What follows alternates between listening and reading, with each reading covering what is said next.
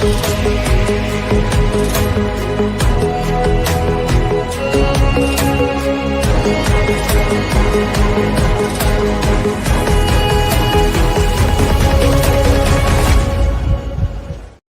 guys, welcome to Chris's channel. Apologies for the delay, some technical gremlins as we warm up for the Europa League quarter-final second leg between Tottenham Hotspur and Eintracht Frankfurt, and the players are actually coming out of the tunnel as we speak. So let's get straight into the team news. Vicario, Porro, Udogi, Van de Ven and Romero, as was in the first leg. And then in midfield, Bentancur, Bergvall and Maddison, the same again. Then up front, Sonny obviously injured. So Tell comes in, Solanke and Johnson. The bench, Austin, Whiteman, Danso, Spence, Davis, Basuma, Gray, Kulusevski, Sarr, Richarlison, Odegaard and Mikey Moore.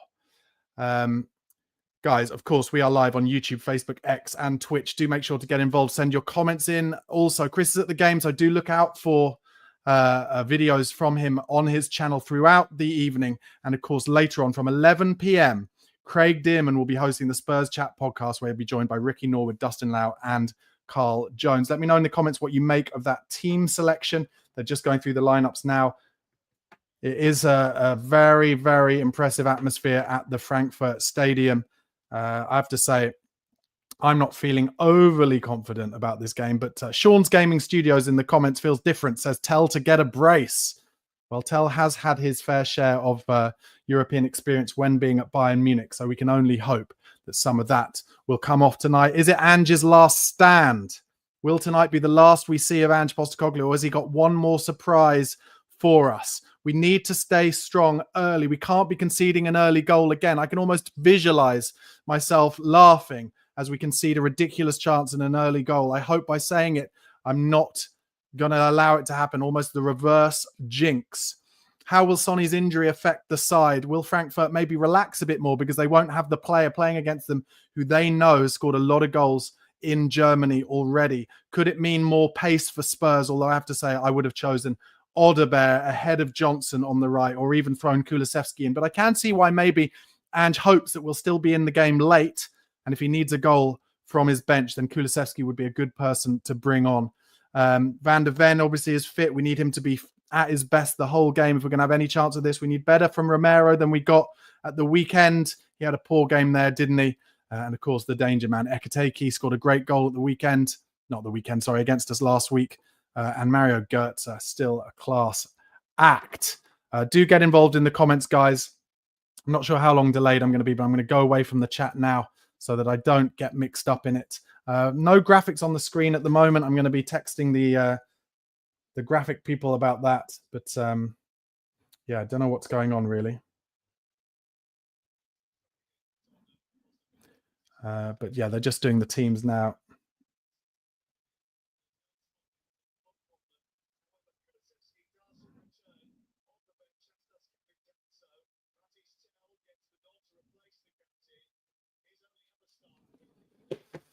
How are you guys feeling about it?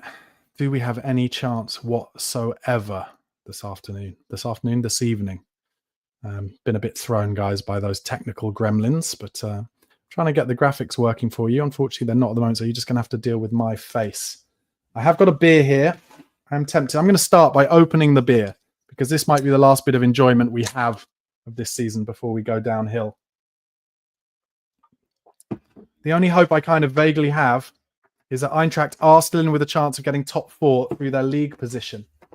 So does that mean they'll be slightly less motivated? Who knows? Really clutching at straws a little bit. And the commentator says it. Spurs need an unforgettable night tonight, and that is a understatement. The Spurs kick off and once again are going to do their back to the centre back and just go long over the top, which is weird because we never ever win anything from it. And there we go. The Frankfurt defender kicks it out. Bentancur tries to get it down, plays a little ball into Bergvall. He plays it round the corner and Solanke's off. Chasing. Don't foul him. Just make him head it out. Oh, he doesn't. He heads it back and Solanke gets the ball off him. And then a poor ball back to Solanke. And it comes to Spurs in midfield. Bentancur taps it off. Just going to listen out for the atmosphere. Very loud at the Frankfurt Stadium. Spurs, I really just want us to try and get through the first 15 minutes without anything stupid. Come on, Romero's on the pitch. He's a World Cup winner. Mickey van der Ven gets away from Ekiteke with a little run, first of all. I love that. And it comes out to Tell for his first touch. He goes straight back to Doggy. He tries one over the top to Solanke. Don't mind that. It was cut out. And then Solanke goes to press the keeper. He goes long. Santos it is the keeper who did well in the first leg. And Porro does well in the challenge there and gets it down the line. Solanke doesn't press that one. He leaves it for Johnson to press. We need more from Brennan Johnson today, that's for sure. Goes back to the keeper who slices one. Goes straight to their fullback though. And Porro wins that early now. So a bit bitty in central midfield, but now they get a chance to go down the line. And that's not a foul. The Ekiteke, it's not Ekiteke, it's the other forward looking for a foul there. And Goetze comes to press Vicario. And some whistles, of course, early from the Eintracht crowd. Vicario goes long this time, out wide. Up towards Tell. He's not likely to win much in the air, is he? And he doesn't. So loud, this crowd. Well done, Udogie wins something there, but second ball goes back to Frankfurt, who are just knocking it about in midfield. Oh, and there's a foul in midfield from Spurs. And Tuta.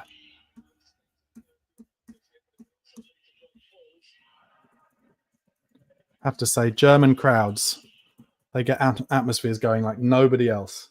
Really good. Now, just being played along the back line. Johnson slow on the press, I would say. And therefore it comes out wide. Porro a bit quicker on the press. Frankfurt, good pressing from Spurs there, but it comes and they've got 5 men forward here, Frankfurt. Deary me, Spurs, and they're in down the left, in the box. And they've got men at the back post as well. Shots straight down Vicario's throat.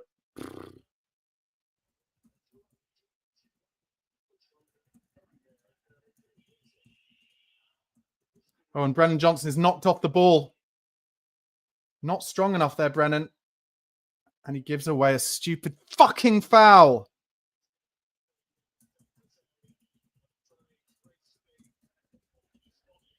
Brennan Johnson facing his own goal.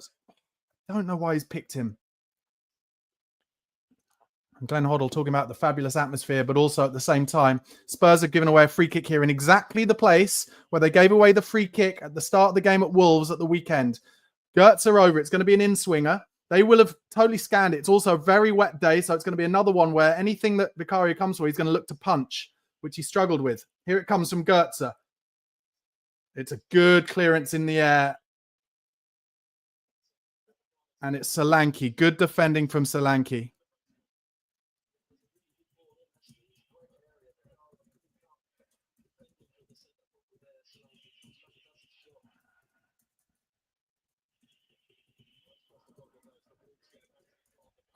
And now it's a corner.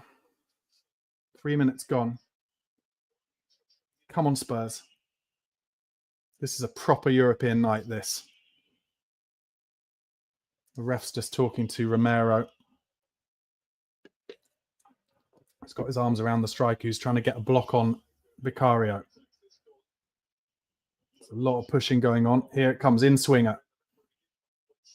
And the ref is getting involved again, this time with Brennan Johnson and Koch, the former Leeds player. And I'll tell you what, the ref is warning Johnson there about having his arms around him. I wouldn't have Brennan Johnson defending man for man against Koch, to be honest, but there you go, Tottenham. Anyway, the in-swinger coming in now. Here it comes. Be strong. Vicario doesn't come. It comes right into the 6-yard box. Edge of the box now to Goetze. Oh, he shapes away and then has a shot. Easy save.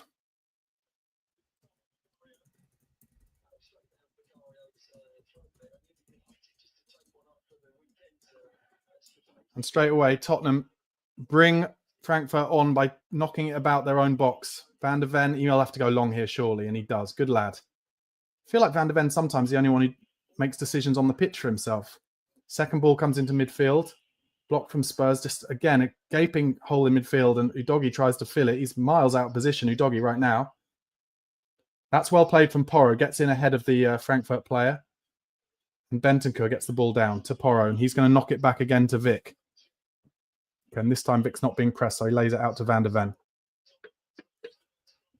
Have Spurs ever won in this kit? Let me know.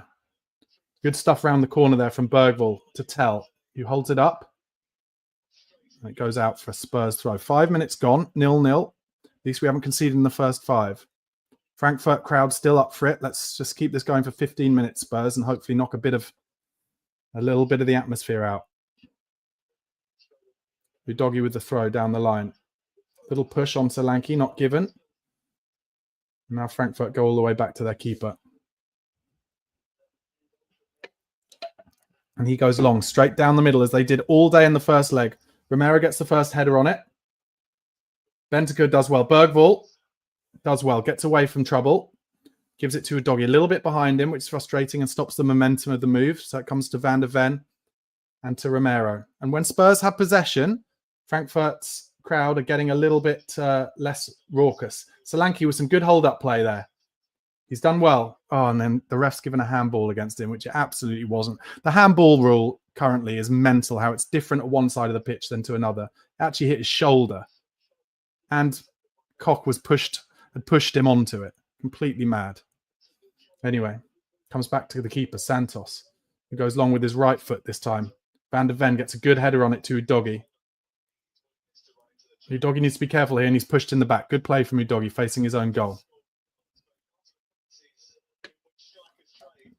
Udogie lays it back to Van der Ven. Comes across to Romero. 7 minutes gone. Romero into Bergvall. What a wonder kid he is. He goes down the line to Porro, who tries to dink one over to Johnson. Johnson not really facing the right way there, and Frankfurt are able to deal with it. Good press from Solanke, but then it comes up to the midfield too easily, and it's held up well in midfield by the Frankfurt player. Then nods it onto Bentancur, who gets a bit of a lucky deflection backwards. It comes to Van der Ven, who's now facing his own goal, and Vicario. Now Vicario, Van der Ven lays it to Porro, who tries the ball over the top to Solanke. Trying things are different, don't mind that. Bergvall is pushed in the egg while the ball's up over a header, and we wins a free kick in midfield. Well done, Lucas. I don't think any of us in any of our pre-match videos thought about it being a really wet, rainy night. Not sure who that'll suit more necessarily.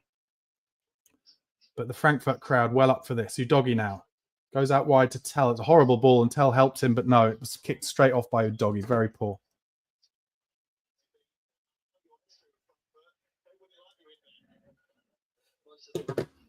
That's a throw in midfield to Frankfurt. 8 minutes gone. 0-0. Bergvall with the press. 3 men go to press the centre-back there, and he easily gets it away. Doesn't feel like they always know what the right trigger is to press. But Solanke working hard across here, and Johnson, as ever, slow on the press. And Frankfurt go long down the line. And it's held up well and switched across to the right back well, and there's a lot of space for him now. And he goes one pass down the middle, Teke, he gets it back. Tell is not working hard here, and it comes in behind Udogie, who does well. Can he win a foul? He doesn't. He wins. It would have been a goal kick, but actually comes to Van der Ven, who just whacks it clear. Now Solanke has to work in the air. Can he be strong there, Solanke? And that's a foul on Solanke. That should be a booking here. It should be. Well, Solanke's fine. They're calling it a clash of heads, but actually, Koch, I think it is, he's writhing on the floor. He was second to this, and that should be a foul for Solanke.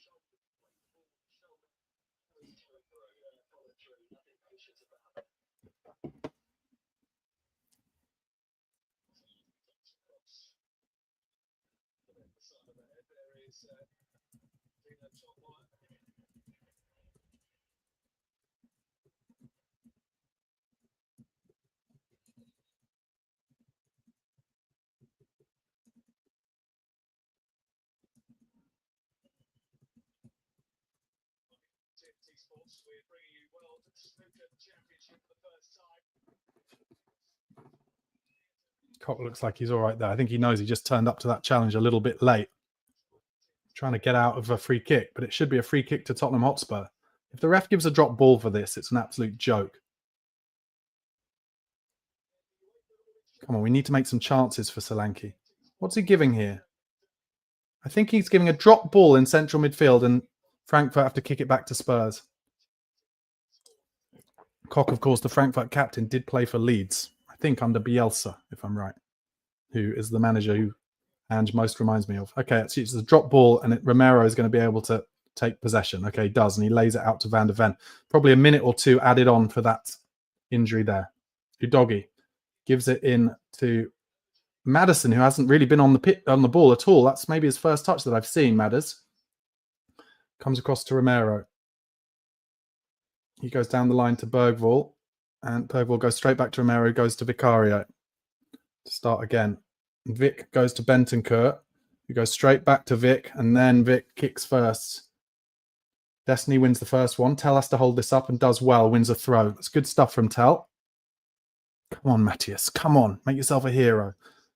Everything at the moment from Spurs going back and sideways. But I don't mind it, really. No risks being taken. I don't mind it. Good ball from Romero down the line to Bergvall, who tries to go down the line to Johnson.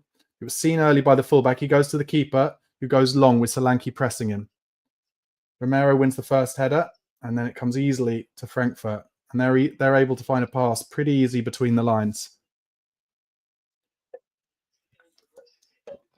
Good pressing from Solanke forces Frankfurt back to Santos, the keeper, again. And then he tries to dink one out to the fullback. It's a good ball. And the fullback's able to get it wide pretty easily. And Van der Ven is miles out of position there. And it's Romero who comes across to deal with it. And it's a throw into Frankfurt in central midfield. Good tackle in midfield from Spurs. And Bergvall does well. It comes to Udogie. Ref plays play on pretty well there. Udogie goes to Tell, comes back. He could find him inside here to Madders, but he doesn't. Then he does. Madders a bit of space now. And he dinks it over to Udogie. This is a good position for Spurs. Oh, Udogie maybe could have crossed first time, but now he goes to the byline. Can he get something across? He cuts it back. But nobody was looking for it. But that's Spurs' first good bit of play. Got to watch out for the transition here. And instead of watching out for it, Gertz has got loads of time and they're in down the right. And this is where Spurs are at their most dangerous, but well played. Van der Ven, who gets it to Bentancur, and Spurs win it back. And Bentancur goes for the chip over the top. Loads of space for Madders here. Wow. Udogie hadn't even tried to come back. That's mad. Anyway, Tell now on the left.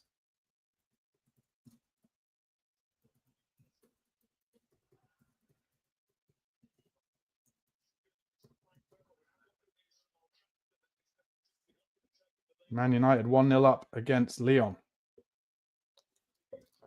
Maddison starting to come deep for the ball now. Don't mind it. He gives it to Udogie, who nearly loses it, but goes backwards. 13 minutes gone. I did say let's try and make 15 minutes to dampen the crowd down. We're getting close to it. Romero tries a ball through the line. It does eventually come to Porro, who gives it back to Johnson, who, as ever, goes backwards to Bergvall. Comes across to Van der Ven. Good ball from Van der Ven, straight to Tell. Now, can he get one out of his feet? He tries to beat his man instead, and it drops straight to the Frankfurt player. That's a shame, but I don't mind because Tell did try and do something different and beat his man on the outside, so at least that man will be thinking about that, whereas against Wolves, Tell was just trying to go narrow every time. Santos to the left back. I just think Johnson is so slow on the press all the time. I've said it 3 times in this game already. Why can't he kind of jogs to the press, Johnson?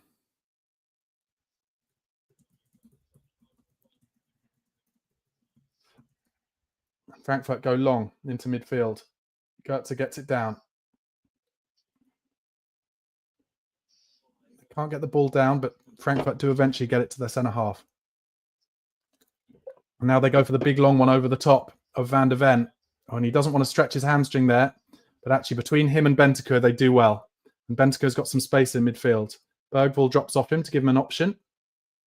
No movement really in front of him at the moment. So he opens it out to Porro. And Frankfurt have got a player down. And so Spurs stop it. It's Gertzer, actually. Looks like he's either got cramp, Gertzer, or he's done his hammy.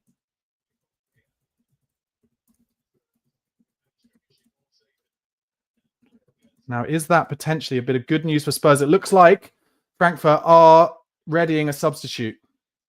They rest Gertzer a lot so that he's ready for these big games. He's trying to stretch his hammy out. Don't know if it's cramp or his hammy, but Spurs have the ball now and they get it out early to Tell. He needs an option outside him, but Doggie's nowhere near him. So Tell goes for the early cross. I don't mind that at all. And it actually does end up coming to Solanke. He's pushed as the ball's in the air, but I love that early cross from Tell.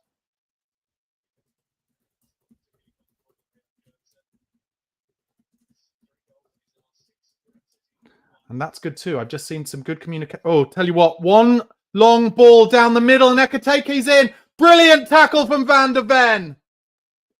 Unbelievable, but why is it so easy?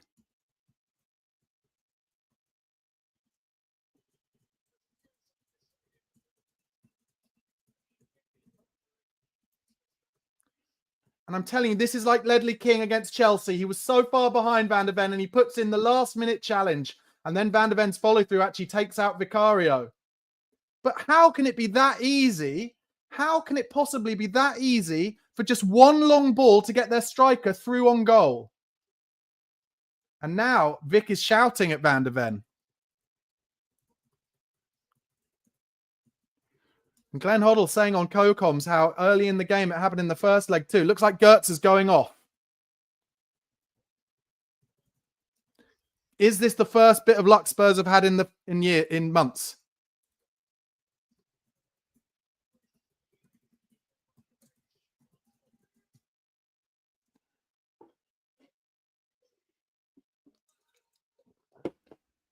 Yeah, it's just an innocuous one for Gertz, but Tottenham have been the one with the injuries this summer. This season. And Gertz, top player, even still. Anyway, ball drops now to Vicario at his feet. Just give it easy, Victor Romero. He does.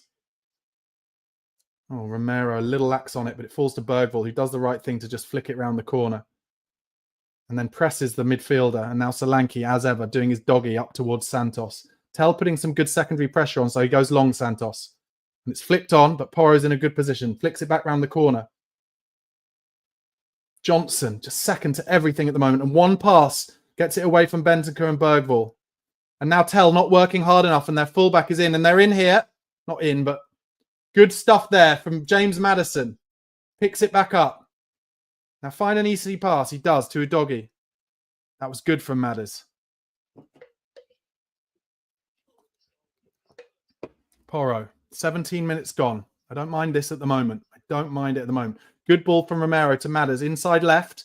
Tries the ball over the top to Tell. It's a magnificent ball. Can he keep it on? No, he can't. But I don't mind that at all. I do not mind that at all.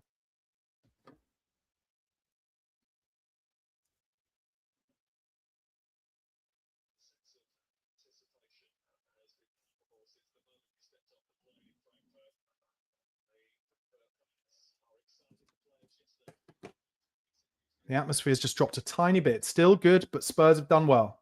And Frankfurt go long into midfield. But Romero drops off. And they should go back to Vic here, I would have thought, and he does. Ekateke puts the pressure on him. But Vic finds a good pass out to Van der Ven on the left. Oh, and this is buffered a little bit, but Spurs coming through.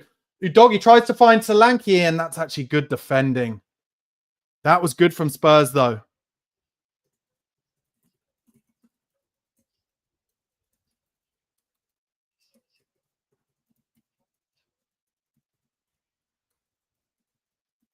Good to see us showing a little bit of danger, though, towards them.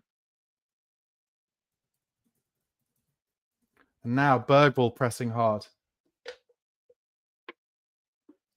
But he's on his own, so now Koch brings it out. 19 minutes gone. Keep working, Bergvall. Keep working. Dom Solanke's working as well. Gets a great touch in Dom. And now a chance for Johnson to open his legs. Come on, open your legs. You've got freedom in front of you, Johnson. He's running all the way into the box. Someone's got to get in the box. No one does. Cuts it back to Tell. Oh! Doesn't get hold of it. Brilliant from Brennan Johnson.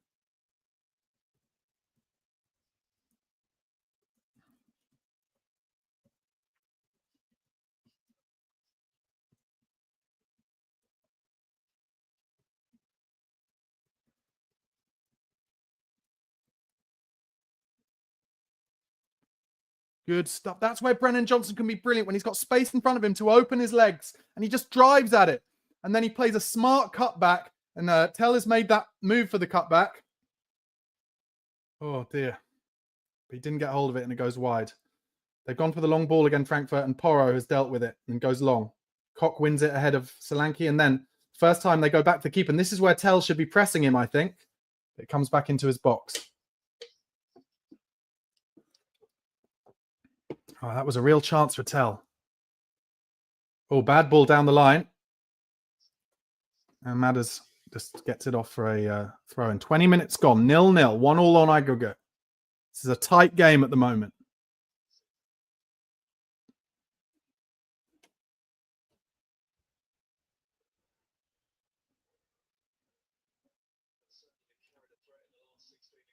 Good pressure from Bentancur. And then the ball over the top. And again, far too easy, but Romero deals with it. I wonder if he was waiting for an offside flag there. And he gets it to Porro and he wins a free kick, Romero. But every time it's just one ball over the top. I mean, you'd think, wouldn't you, on a wet night, it would be even harder for them to get that ball over the top perfect so it doesn't come through to Vic. But a couple of times.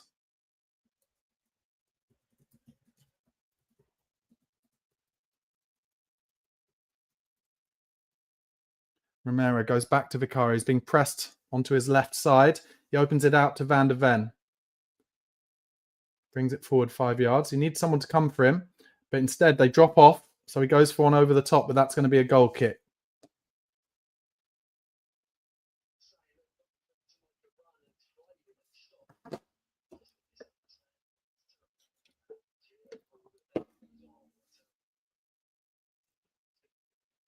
And Santos just taking his time. His goal kick. It's absolutely pissing it down in Frankfurt. And that just him taking his time over this goal kick shows that they're not fully comfortable here, Frankfurt, I don't think. I'm not suggesting that they're in any trouble necessarily, but I'm just saying they're not fully comfortable. Meanwhile, Lazio have got a goal. So it's only 2-1 behind for them against Bodo Glimp. Porro clears one. Bergvall tries the second one. It goes out for a throw. And it goes back again to Koch. Back to their centre half. And he comes inside to the left-hand side. This is where Johnson could be. Tries the press. And then they go over the top again first time. And they're in down the left-hand side now. There should be a cross here. An easy cross. It goes to the byline. And that's blocked. And then actually... No, it's never a pass back. Oh, he's given a corner. Not sure that was a corner. Let's have a look. But that's it. Oh, he's miles offside. The guy who's gone and won him a corner is miles offside. So frustrating that they don't do that. And also, it didn't go off. Wow. If this, honestly...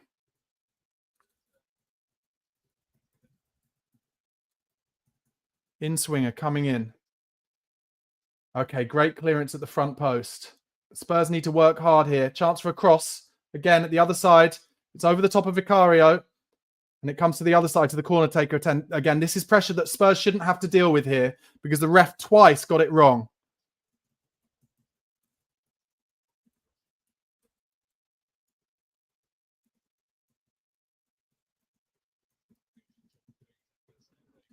And Spurs have pushed them all the way back to their keeper. Well done.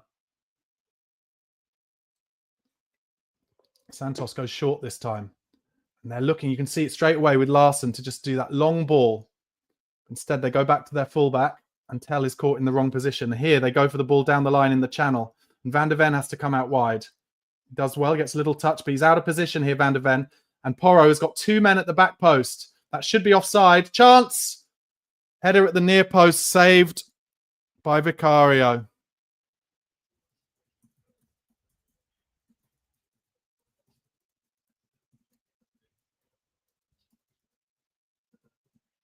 Vicario has to go long there.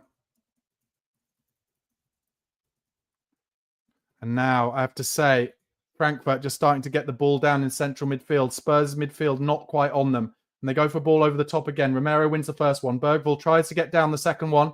And then Porro helps him out. And Bergvall finds Bentancur. Should open this out pretty simply to Udogi. He does. And he puts it in front of him. So Tell can get on his bike. Udogi driving forward. Cuts inside. Then gives it to Tell. And Udogi going again for the outside run. Tell comes inside to Madders. Turns back away, Madders.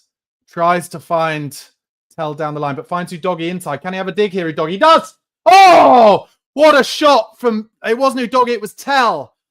Brilliant save.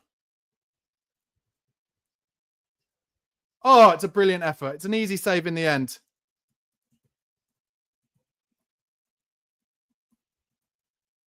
But that's what we need. Different things. Make them think that we've got other things in our locker. And puts his hands on his head. Great effort from Tell. Really got hold of it.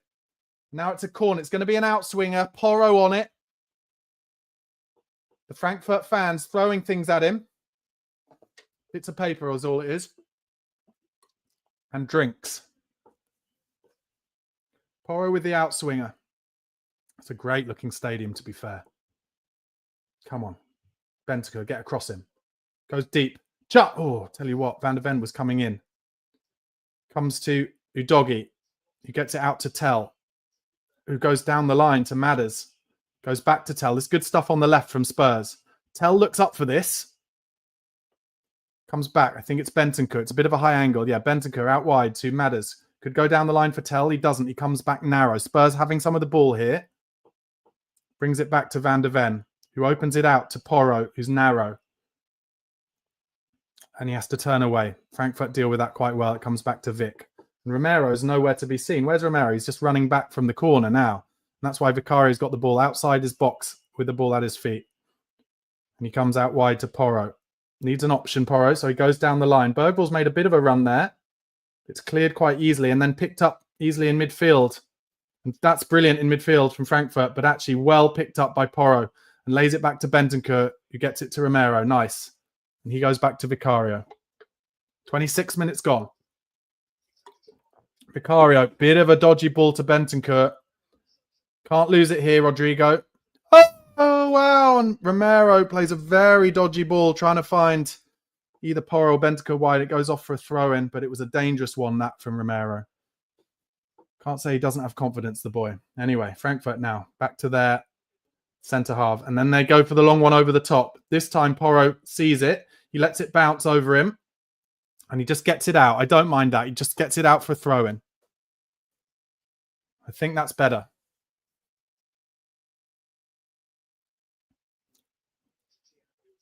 Looks like they're going to go for the long throw on the wet night. Just showing Odebear is there on the bench. He'll be a good option later for pace for Spurs. Oh, they've got the big scoreboard above the middle of the pitch as well. That's good. Here comes the long throw. Goes to the near post, flicked on. I'll tell you what, Vicario just let that go right into his 6-yard box. And in the end, Bentancur kind of scoops it up over his own goal for a corner.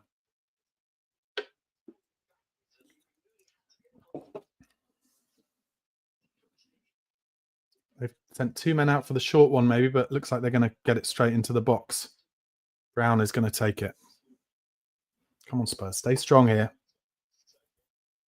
Madders in his own 6-yard box up against Skiri. He's bigger than him.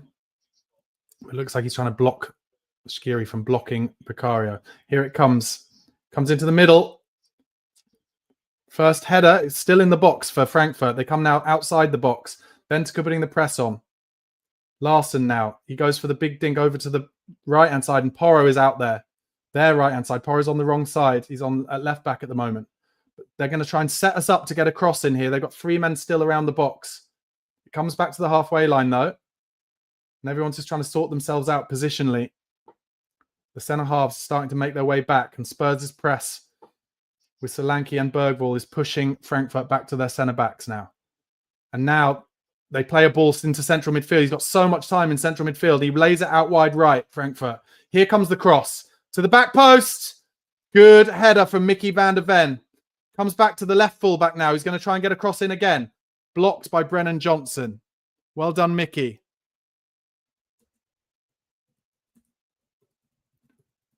And now the fullback again with another cross. Not blocked. Oh, Udogie should have got a better header on it, but it comes out wide. And now it's going to be another chance for a cross. Frankfurt, no, they just want to get crosses in against Spurs. Comes all the way, but again, no Spurs player comes to it, so it comes to the other fullback. This has been about 5 crosses in a row. Comes to Larson. Comes out central. And now it's going to be another free cross for the fullback. No, he goes down the line, and actually this is good defending from Spurs, and it's a goal kick.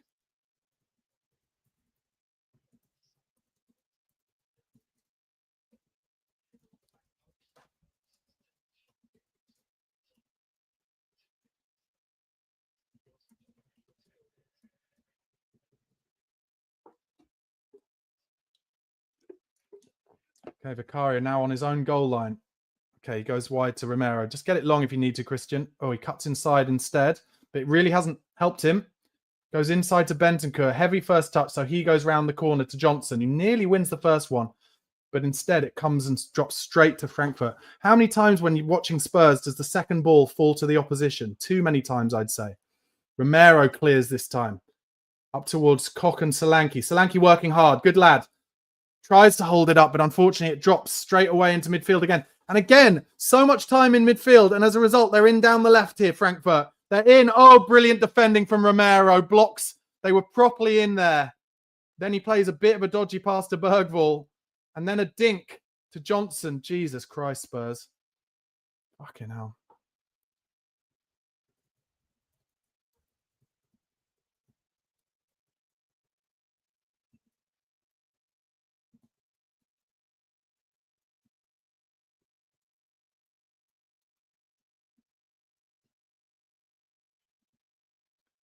Glenn Hoddle seems happy with the time. What Spurs are doing more in this game, even though there are still little opportunities for Frankfurt to get in, we are clearing it when we have to clear it. We're not pussying around with it.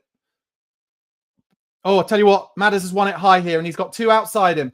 He's got a doggy outside him. He lays it to a doggy, and it's a corner to Spurs. I was just going to say, what Spurs are doing is when necessary, they are going long instead of trying to pussyfoot around it, play it short every time and getting themselves into trouble. Madders won it high there, and that has led to a corner.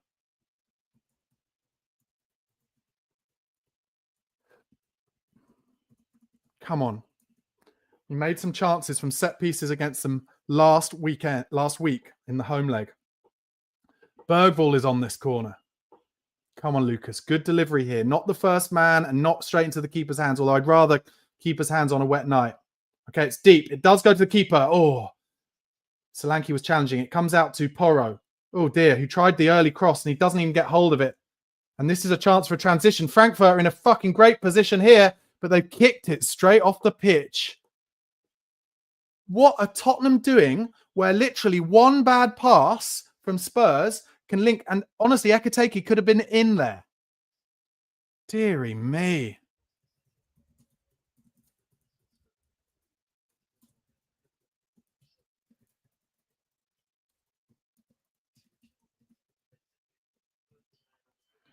Comes out to Tell now on the left-hand side. Chalk on his boots. He's driving. He's got two men in front of him, but he keeps going forward. Good lad. Goes for the 1-2. Doesn't get it off Madders, but still putting them under pressure. Don't foul him here, Tell. Oh, and Frankfurt have done really well. But there, Bergvall wins it back. Brilliant, just outside the box. And opens it out to Porro. That's where Bergvall's so good. Porro didn't have an option forward, unfortunately. Romero opens it out to Van der Ven. And Spurs have men over here. Madison.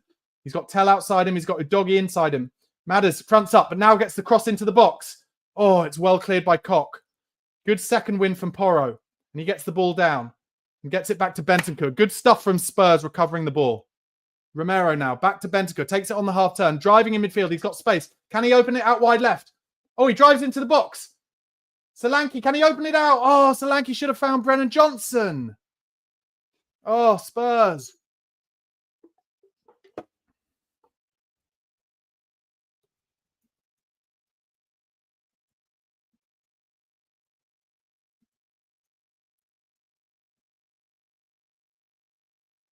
Tell in a good position here. Tries the ball down the line. Actually, Udogie wins it. Now he's towards the box. Can he slip in Madison? Instead, he has a shot. And is that going to be a goal kick? No, it's a corner to Spurs.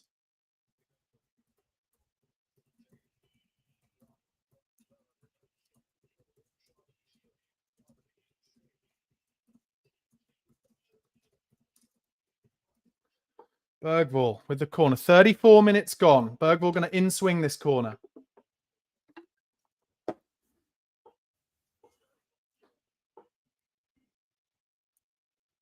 Again, he's having bits of paper thrown at him.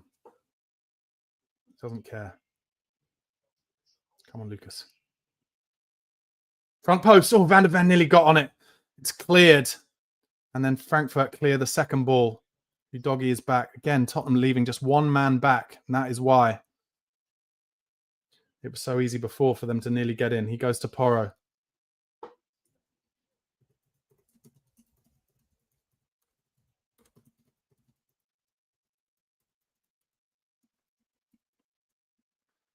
Van der Ven opens the ball out to Madison, coming deep for him. And he gets it out wide to Tell. It's not a great ball, but it's all right. And Tell's on his own out there. He's got Udogie behind him, but Tell, oh, he threatened to go down the line that time. I like when he threatens to do that because that will put something else. Oh, and he tries to beat his man inside this time. Don't mind that. Frankfurt do win it back, though, and Spurs have to be careful. Brilliant from Udogie winning it back. Opens it out to Bergvall. Give it easy, Lucas, to Porro, and he does. Oh, and Porro tried to go down the line. Johnson had made a run, but it's blocked. Anyway, Spurs have it back with Porro to Romero. To Van der Ven. Udogie goes back to Van der Ven. To Romero. Porro goes short for him.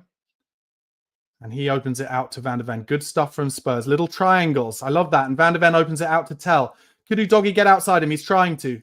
He's going inside him, actually, for the inside one. And he opens it. He comes inside to Madison, Tell.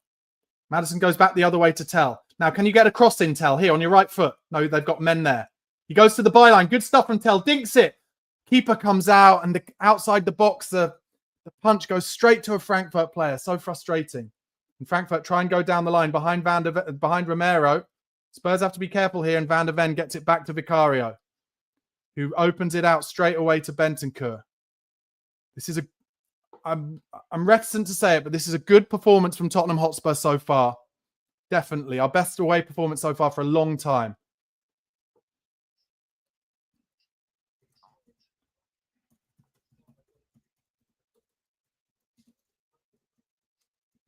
And Glenn Hoddle's even saying it. Spurs growing in this game. Porro now in the inverted central position. Comes back to Romero, who will open it out to Van der Ven, and he does. And he will look for that ball to Tell, and it goes straight there. And Udogie is now tempted to make that run outside Tell. Tell beats a man. He's up for this, Tell. Beats the man again. And that is a throw into Spurs. Good stuff for Matthias Tell.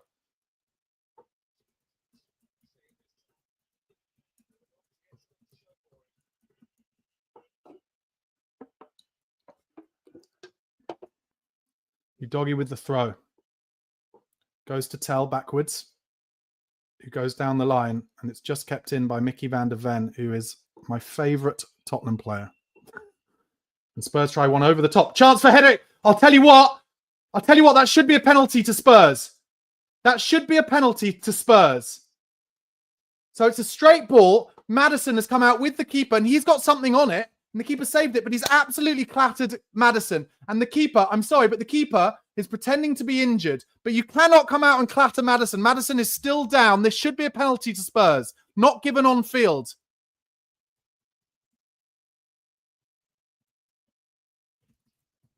You can't come out and clear it. Madison got to the ball first. This has to be a penalty. And also, I cannot see Madders carrying on.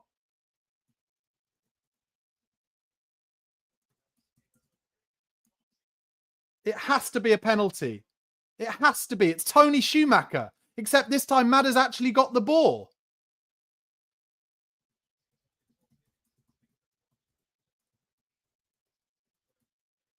Madders is in all sorts. It took his neck down. Robin Koch, it has to go to VAR. And the keeper, I promise you, is pretending to be injured.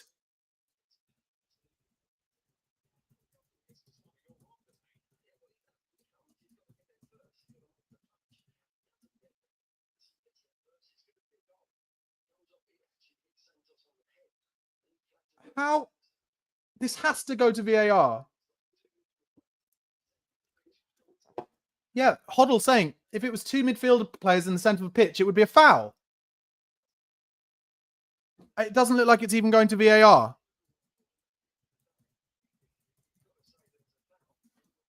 How is that possibly not going to VAR?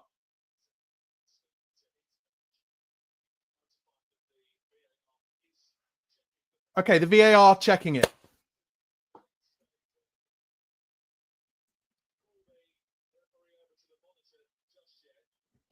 It is apparently going to VAR. This has to be a penalty for Spurs. So Romero plays a magic ball over the top. It's a great run.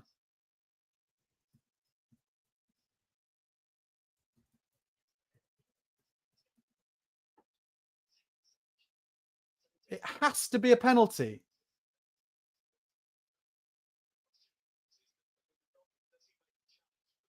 It doesn't matter whether he makes a challenge for the ball. He's cleared out. He's going to the... Come on, Spurs. He's going to the screen. Come on. Come on. Come on.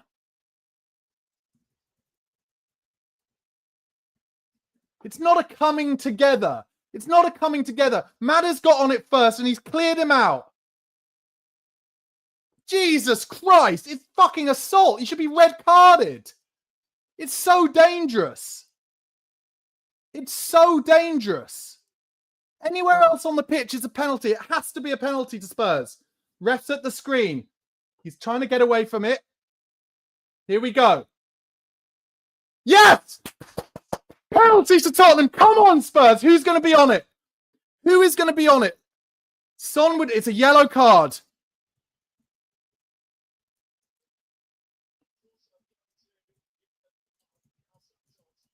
Now, who is on this?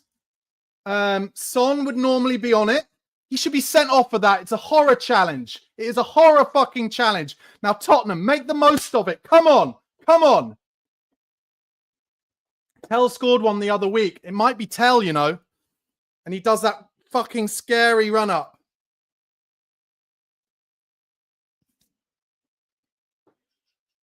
Solanke doesn't want it. It looks like it's Tell. Jesus Christ.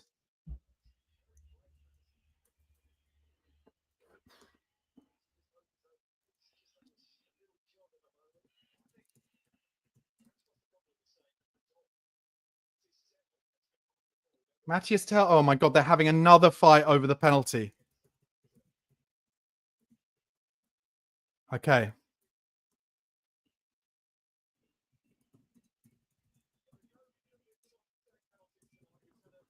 Fuck me. Huge, huge moment for Tottenham Hotspur. And I have to say, Solanke does not look desperately confident. Just get a good fucking strike on it, Dom. Oh, he's got a short run up. I fucking hate them. Take your time, Dom. He's looking at the ref. Here it comes. He scored! Come on! And we fucking deserve it as well. Fucking come on now. How's Matters? He sent the keeper the wrong way. Well done, Dom Solanke. People on your back. People are at you. And you take your time, you take a breath, and you send him. Oh, he went down the middle. He went down the middle. Fucking good lad. And they all go up on the bench. Mikey Moore going up. Richarlison giving it everything. Now, come on, Spurs. Come on.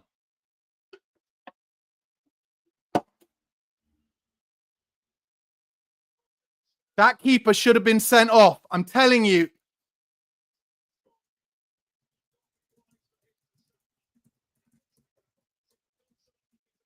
That is a dangerous challenge. Now, come on, Spurs. Keep playing how you're playing, because they will have to show you gaps. They will have to give you gaps. 43 minutes gone. There'll be a lot of added time, though, as Frankfurt go long. Udogie clears to Tell down the line. Well done, Matthias Tell, as well, for giving Solanke that pen. And there, he's just held the ball up well and wins a free kick. And here we go. Here we go. The Frankfurt and fucking Romero getting in there. Acting half peacemaker and half trying to push them as Tell is trying to get a bit of time. This is where Tottenham have to do what every team who have played Tottenham this year have done to them. They have to make it bitty. They have to make it scrappy. They have to waste time. Go on the floor. Win free kicks. Learn from what we've had against us every single week this season. Brennan Johnson was in there. Bentancur, maybe it was. And Matters has gone down again. Matters is not going to make it.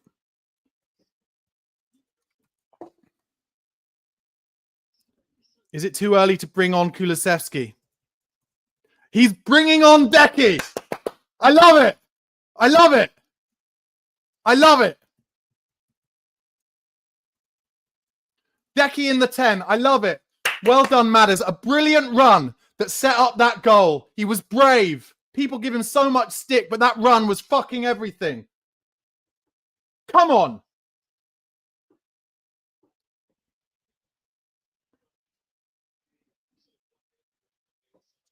Fucking should be sent off. Let me know in the comments if you think that keeper should have been sent off for that. Dangerous play. It was Tony Schumacher. Now, Decky, let's hope that you're fit now. I think Matters is going to be okay. Just a slight danger of concussion, but he looks okay. Good lad. Fucking Big Ange gives him a huge hug. I love that.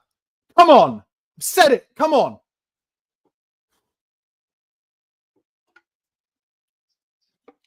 Vicario with the long free kick now over the top. Solanke up for the header. Comes to Doggy. Drops down into midfield. Oh, and they're breaking. It's Larson. He's a good player, Larson. Oh, shit. He finds them. They're in a good position here.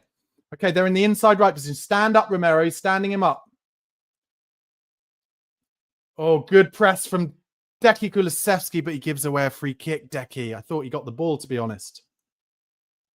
6 added minutes.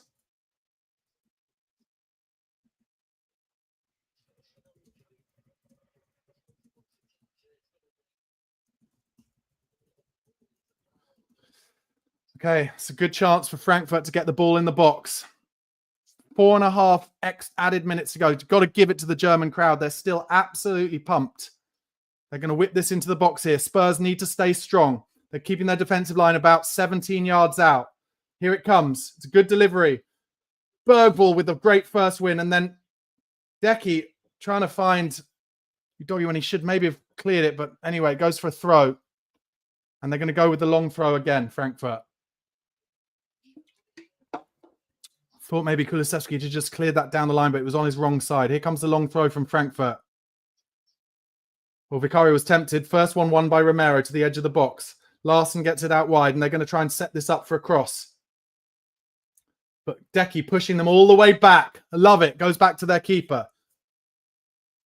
And here comes the long one over the top. You know it. But Porro was ready for it, and it's going to come all the way through to the keeper, surely. It does. Porro does well. Tell you what, that wasn't fun to watch, but Porro does head it back to Vicario. Was just a bit wide of him, so it could have been a bit dodgy, but does well. And Vicario just takes a little bit of time there.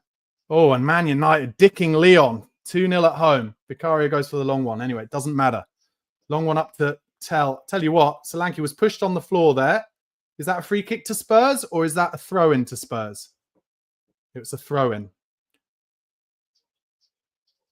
Van der Ven goes all the way back to Vic. We've got 3 more minutes of this added time. Vicario playing it long. Up to Solanke. Wins the first one. No one was running off him. Comes back to Santos, their keeper. So pleased for Dom Solanke. People giving him shit. We don't make him any chances. We give him a chance under pressure. The pen, and he fucking scores. Come on. Now Frankfurt looking in their back line again to just go for the straight long one. And there they go with it again. But this time, well, tell you what, neither Romero or Porro went for that. And in the end, it comes down and Bentancur picks it up. Oh, goes a lovely little ball inside to Bergvall, but it doesn't find him. Oh, Spurs. Oh, Spurs. They have a shot. It's blocked. And Bentancur gets in. And then he tries to take on the man in the box. And then he's fouled. He was fouled there, but Frankfurt get it back. What are we doing? What are we doing? They've got it out wide now. They're going to try and set it up for a cross. They get to the byline. Here comes the cross. Bergvall gets it out for a corner.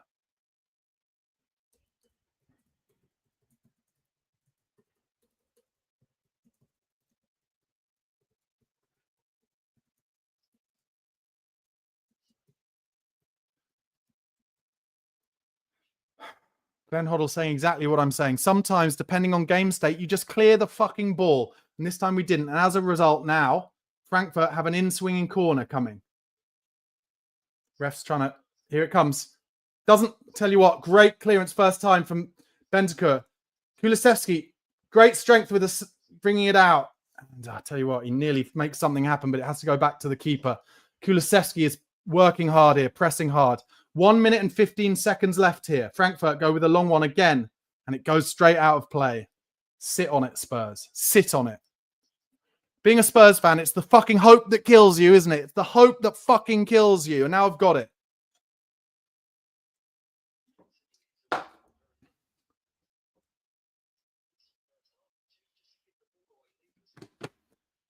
Pedro Porro with the throw-in. He's just taking his time over it. He's going to go down the line to Solanke.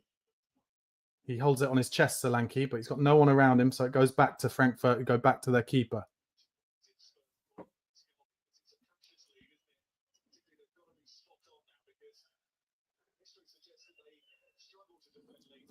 Coming down the... oh, good tackle from Porro. Breaks to Deki. He's going to try and hold it up and win something here. Oh, and in the end, he loses it, making the wrong decision.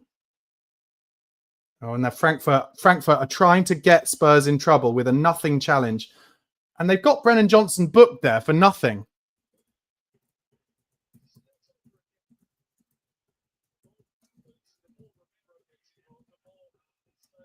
And that gets the crowd into it.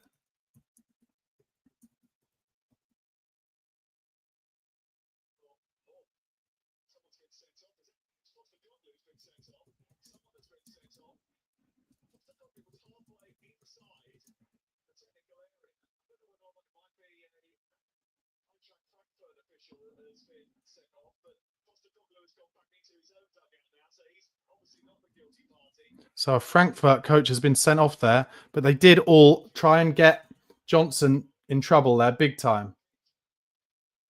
And it wasn't that bad a tackle from Johnson.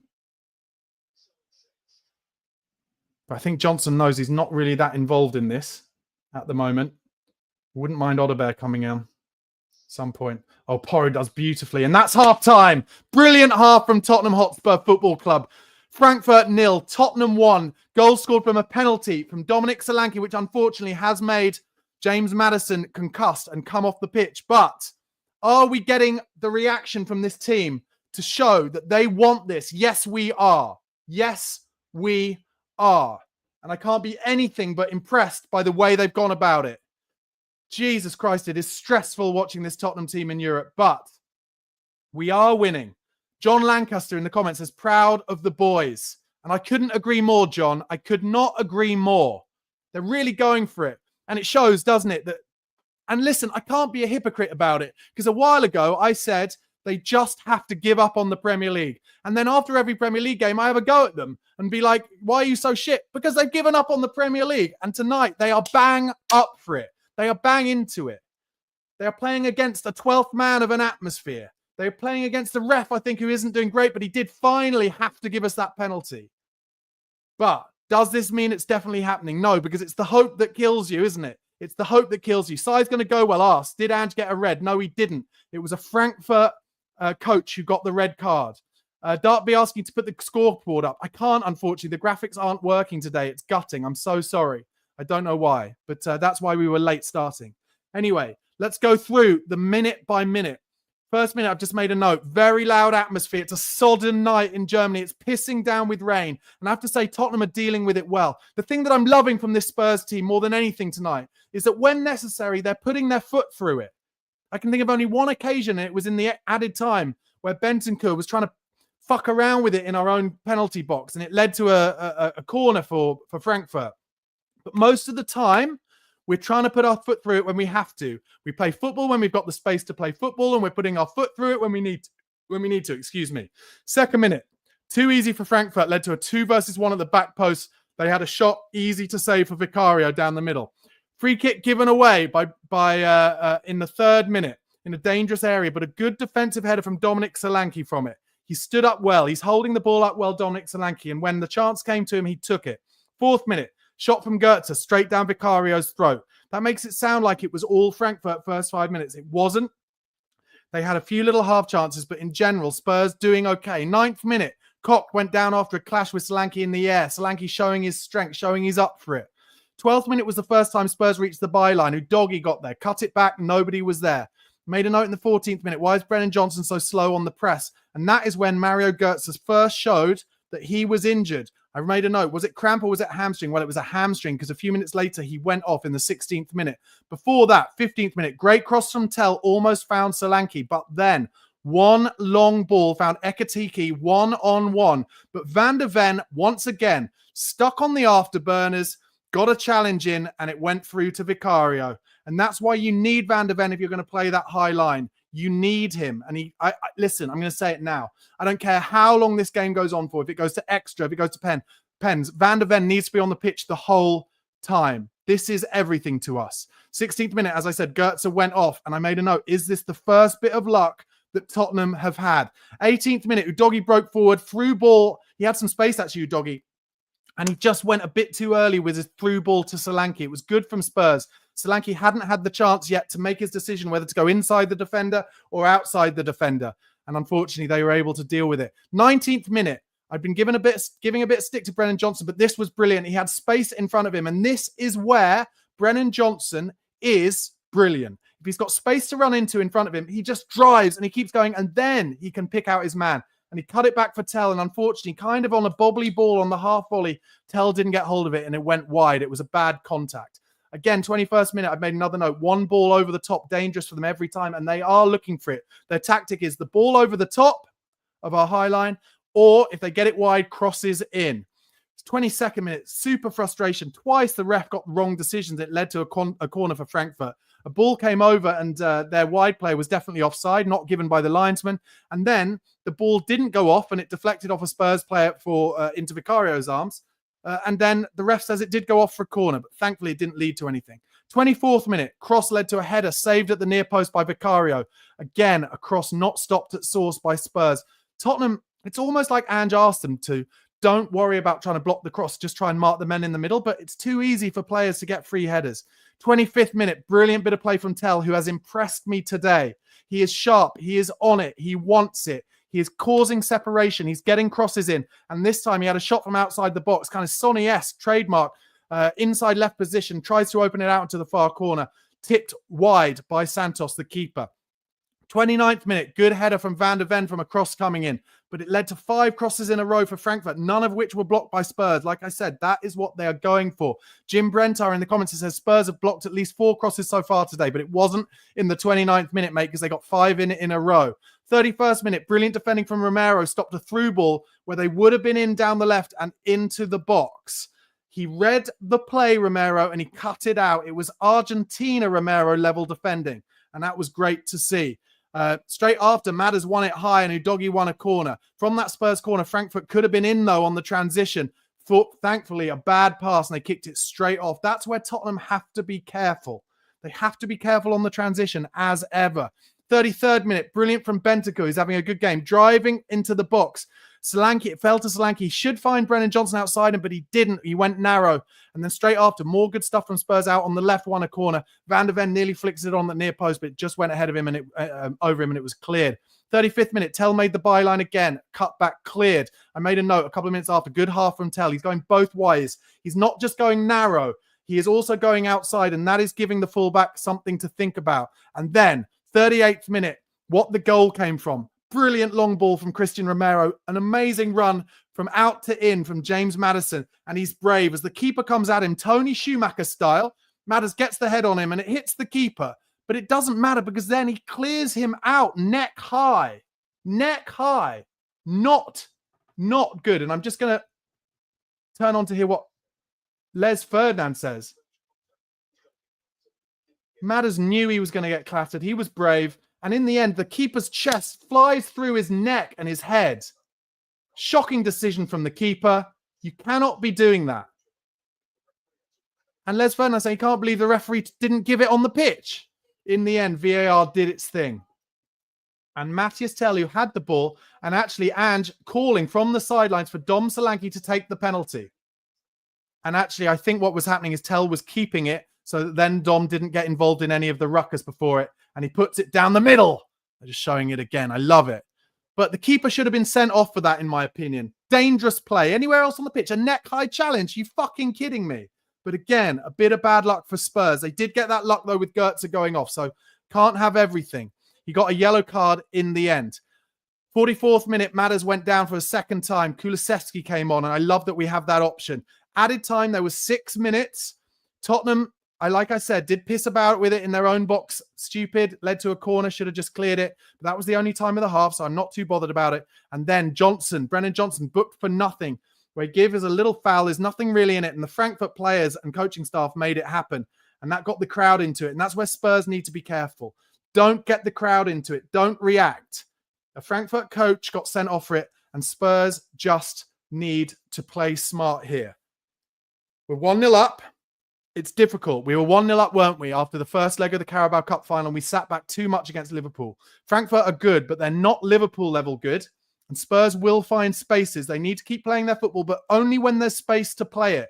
They've done that better this game than they have most of the season. Let's go in to the comments. Rubayet says, our fullbacks are defending like real fullbacks. I agree. I love it. I love it. Michael Zeng says, Tell's performance on left today is what we've been missing all season long. The willingness to take on the right back is giving us so much more options. Completely agree, Michael. And not just taking him on the inside, like he did at the weekend. I think Ange has said to him, you have to offer something on the outside as well, just to make the defender wonder. And that is what is happening. Altair says, great summary, Barnaby. How's your blood pressure? No problems. No problems at all. I'm older than Sam, agrees with me. Red card all day. Jim Brentar says, Maddison gave it all for the team. He was coming deep and he was getting it. Now, will Kulusevski, who is a different 8-10 player when he plays centrally, will he come and get it off the centre-back sometimes as Maddison does? Because sometimes when Maddison's been doing that, it has been helping us a little bit. But also on the flip side of that, if Kulusevski doesn't do it and he can find space in the pocket, then that could lead us to our second goal. Kulic agrees with me. Keeper didn't even look at the ball. Completely outrageously dangerous tackle. Totally agree. I'm older than Sam says, win this for Matters. Come on, you Spurs. Hey, Fab, maybe going a bit early with it. We got our Spurs back. Come on. And Dark B, this is a good point. If we can weather the inevitable early second half storm, we can batter Frankfurt. I'm not sure about a battering, but they will need to come on to us, and there could be spaces there could be spaces in behind. Engineer E28 says, if we lose that, I'm not getting out of bed for a week. And Jack Lagrosse, I think a little overconfident. Surely we can't mess this up, can we? Yes, of course we can. Of course we can. Listen, it's been good. Sean's Gaming Studios says he wants Odebear on for Johnson. I'm sure he will come on at some point. I'm really sure. Simon says, replace Johnson with Porro and put Spence right back. Both can cross the ball. Yeah, but we've never really, very rarely have we gone, I think maybe only once have we gone Porro high up. I can't see that happening. Rubayet says, can we have the clock and scoreboard available in this watch along? I'm sorry, mate. The graphics are not working tonight. Let me look at my text to see if the graphic people have helped at all. No, they haven't. I don't know what's happening with the scoreboard. I really don't. It's gutting. But I'll try and sign out and sign back in with it again, but for some reason, it's just not happening, and I don't know why. I'm just trying to get some graphics up for you. Okay, turned it all off and on again. I will turn that off and on again.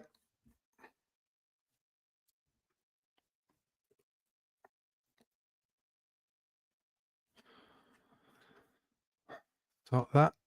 Has that worked, guys? Let's have a look. No, it hasn't worked. I don't know why. Sorry about that. Guys, I had a beer, so I'm afraid I'm going to have to...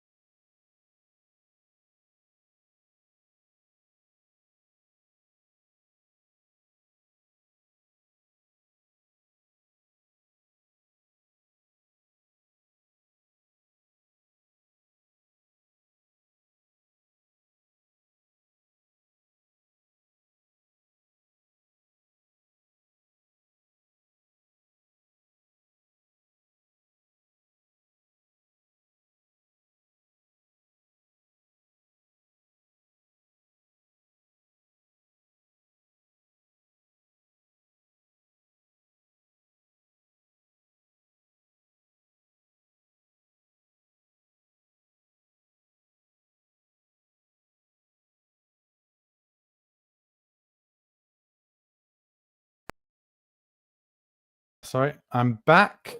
I'm back. Let me know you can hear me all right. We're just in the last advert before the second half. Alex Lee in the comments saying, lovely day today. Hey, guys. Jeremy Gomez says, everyone deserves a beer at this moment. I'm older than Sam says, what was in that beer? Engineer E28 says, shall we talk amongst ourselves, lol. RB says, use the can. Michael Cody says, Spurs need another goal. Yeah, I would agree with that.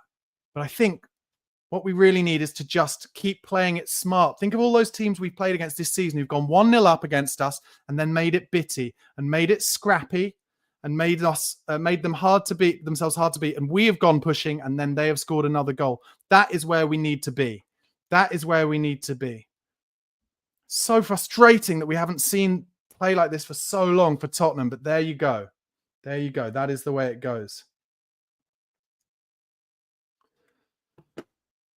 Nick in Hong Kong says, we are due. Come on, Tottenham. Phil DeRoom says, Pilgrim says we need to be on full alert as they are shooting towards their big wall of supporters in the second half. Okay, good point. Good point. It is the hope that kills you, isn't it? Jesus Christ, I've suddenly got hope. Scribble Scrabble makes a great point. First 10 points is now vital. They're just showing the Man United goals. Oh, what a finish. What a finish from Diego Dallo for the first one. From really out wide. Actually, that was the second one. And that puts United 2-0 up against Lyon. And they're just showing Athletic Bilbao at home have scored against Rangers just before the break. Of course, don't forget, listen, it's a best case scenario, but Athletic Bilbao are hosting the Europa League final. Nick in Hong Kong says, and rightly so, come on Mickey's hamstrings. Between Natural says, all we need is one more goal and we're most likely into the semis. Listen, if we got one more goal, I wouldn't feel like we're most likely into the semis at all. They're just showing that moment where Ekiteke was through on goal from just one long ball and Van der Ven just put on the afterburners. My God, he was 5 yards behind him and just slides in and makes an amazing tackle. I actually feel like Van der Ven is running in a different way. Spurs players doing a huddle before the second half. He's running in a slightly different way, almost like he's not going at absolute full pace, even when he's sprinting.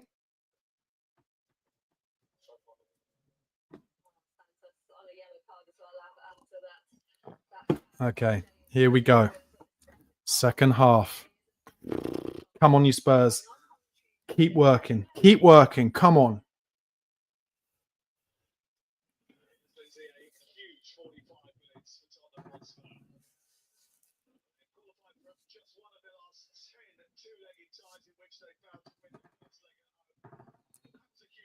And it's kicked off.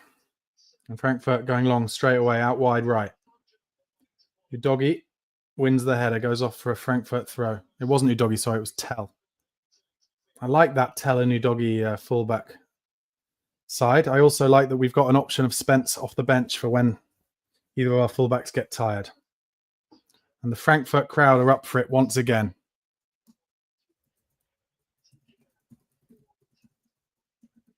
Solanke working hard as he presses it all the way back to Santos.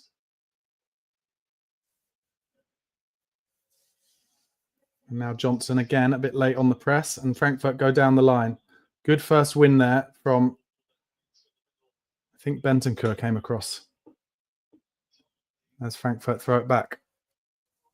And it comes back to their centre half. And again, they're going for the long one straight away over the top. Porro's in a good position. And he goes back to Vicario, who has to clear it first time. And he goes long into halfway. Good lad. Kulusevski challenges for it, but doesn't get near it. So Frankfurt have time now in central midfield. Oh, some space here. Oh, well blocked. Bentancur. And he brings it out. He's on the left-hand side. Oh, takes a bad touch, but wins a throw. He knows he took a bad touch there, but it's all right. He did the hard work.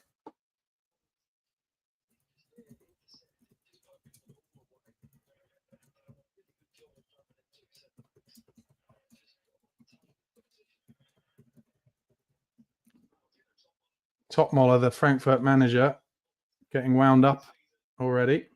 Vicario now, just go long here, Vic. And he does. Out wide. It's a terrible kick. He's looking for Tell. And now Frankfurt looking to do it early. Of course they are. And they throw it early to an easy hold-up play from Ekiteke. It shouldn't be that easy. Come on, Spurs. We need to get the ball down here a little bit. Oh. Kulusevski trying to nick it high. He's working hard, Decky. But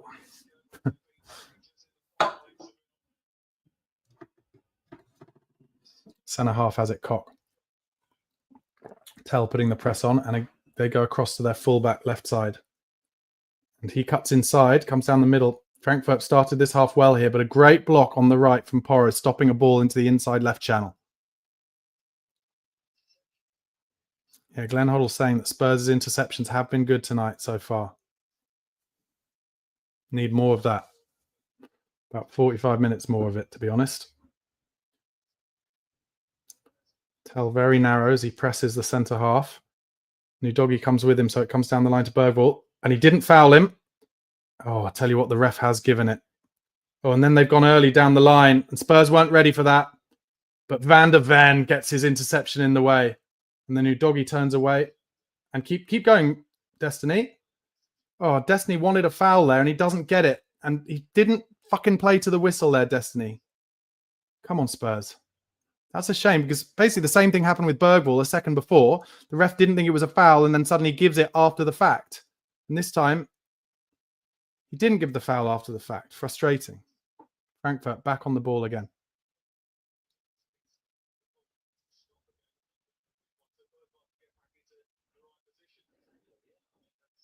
Fullback now. Get it down the line into good position. Van der Ven comes across and just clears it into row Z. And that's what I'm talking about. Sometimes you just need to put it in row Z.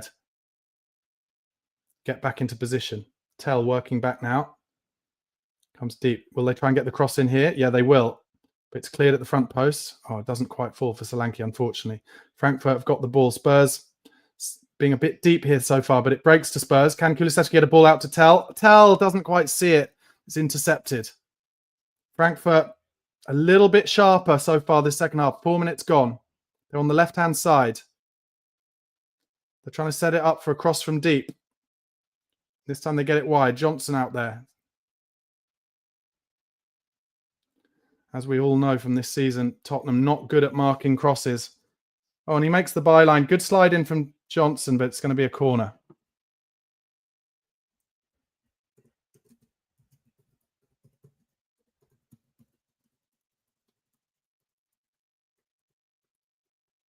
They take it quick. And they're trying to set us up for the deep cross again. But it comes back down the left. And here comes the cross. Well cleared from Van der Ven. Oh, and that's a foul from Kulusevski. I'll tell you what, the ref has to give a foul there. It was.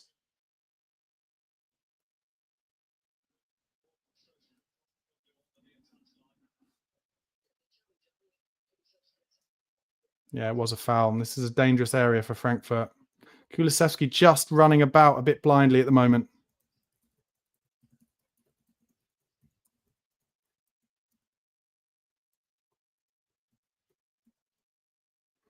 Hoddle says that the ref is working on the crowd's reaction a little bit. Okay, so this is central, but just a bit left of centre. It's about 40 yards out, and they're overloading us at the back post, which is on their right-hand side, our left-hand side. So it wouldn't surprise me if they dink it up to the back post, and then Koch or one of the others heads it across. That's what they're going to go for. Keeping our line on the 18-yard box. Oh, he's gone for the shot. Oh my fucking God, he nearly scored. It went wide.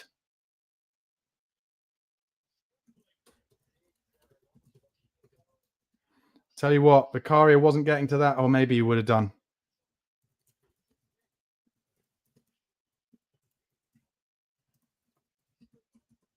Tell you what, I don't know if Vic was saving that. I do not know if Vic was saving that. Bit of luck for Spurs there. And Frankfurt about to bring on a sub. Oh, Spurs just throw it. Oh my God, they've just thrown it down the line straight to Frankfurt. But Romero does well. And Udogie trying to use his strength. And he wins a throw in. That should be a Spurs throw. Oh my God, the ref hasn't given it. It's absolutely a Spurs throw. Fucking hell. Tell you what, they are going off the crowd here.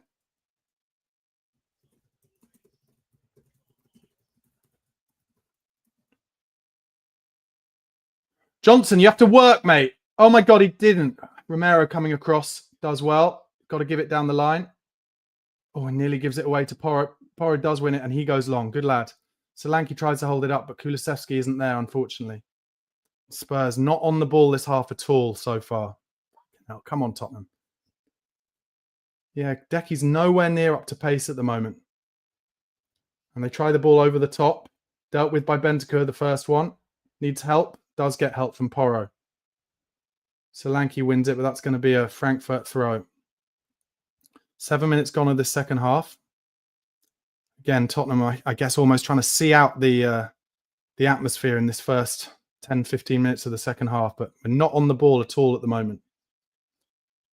And now Solanke trying to press them all the way back, but it comes across to Koch, the left centre back, and he comes out wide left. Good inside ball, and they're in down the left now. And Romero has dived in here. Okay, Ekitiki's in the box. This is good for Frankfurt. He's trying to maneuver. Oh, he's going to have a shot. Great block from Bergvall. And now they're outside the box again. They're in down the right. Stand up. Well done, Udogi.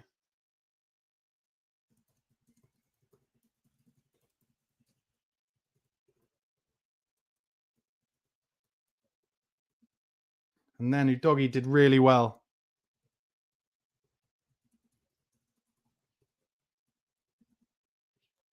Brilliant from Lucas. Come on, we need to get on the ball a bit here, Spurs.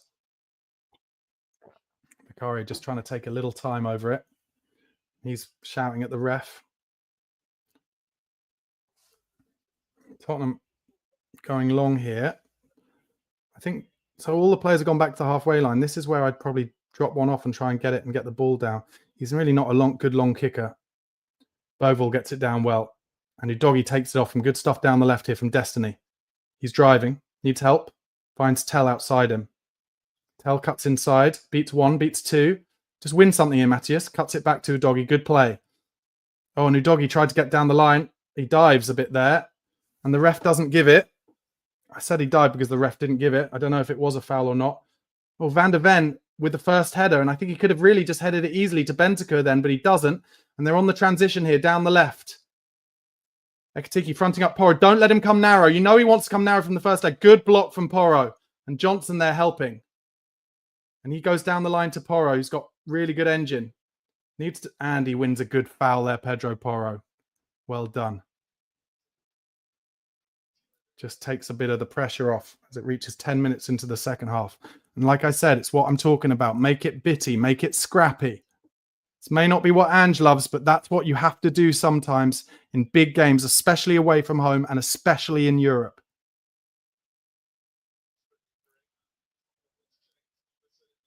Tottenham are going long from every ball straight away, though. Porro. It's going to be a long old half if we're not looking to keep the ball at all. Solanke tries to hold it up, but it's a Frankfurt throw. Need to get Kulusevski on the ball. Every time Frankfurt have a throw, and it's the opposite of when Spurs have a throw, they have an easy out ball, an easy option. Frankfurt have it in their left-back position now. Spurs pressing with Dom, and they have to go long. Now, win the first one, Spurs. That was off the pitch. That was off the pitch! It came to Porro when he was off the pitch, and they've given a fucking throw into Frankfurt. What is going on here? Fuck me, that was embarrassing. Anyway, the centre-backs have got it now. They're playing it around a bit easier. Spurs not able to press in quite the same way, and they get it out wide left, Frankfurt. Johnson, you got to fucking work! Thankfully, Bentancur was working. Comes to Porro. Oh, dear. And he wins the throw-in. Well done. Oof, this is a long night. Yeah, Spurs are slowing it down, trying to disrupt the rhythm. That's exactly what they're trying to do. But like I said, Porro has a throw, and Spurs have no out ball here at all. Whereas whenever we have the throw, and as a result, Porro's just kicked it straight into the centre of midfield. It fell to Tell, and he finds it to Udogi. Now use your strength, Udogi.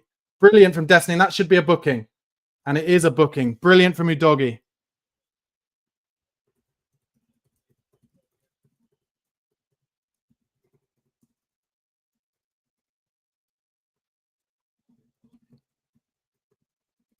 It's Christensen who's booked. Let's hope we can take advantage of that later in the game. Brilliant from Udogi, just being brave, opening his legs out.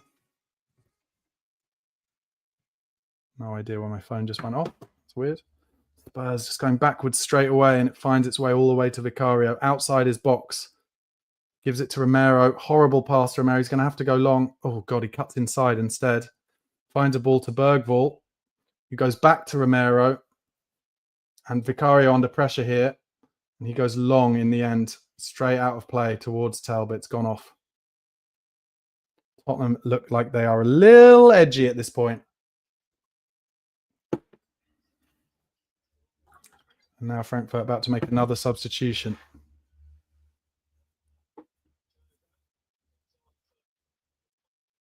Bahoya coming off.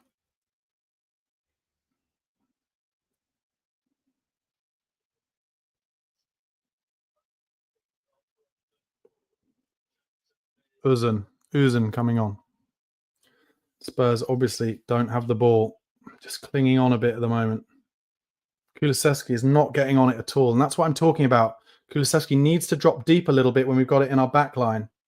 Oh, Romero wins a ball, good ball from a through ball, but Udogie does brilliantly again. And here we go. He can drive forward. Keep going, Destiny, all the way. Cuts inside, unfortunately. Then finds Decky outside him, who's fouled with the shoulders. But now don't foul him, Decky. You know he wants a foul. Don't foul him. Oh, and a poor touch from Tell, unfortunately. Comes into midfield. Why is that not dropping to a Spurs player? And now Frankfurt are on the transition. They've got men running forward. Johnson is jogging. Fucking run, Johnson. Coming to the byline. He crosses it back. Bergvall has worked hard. Kicks it up in the air and comes to Vicario.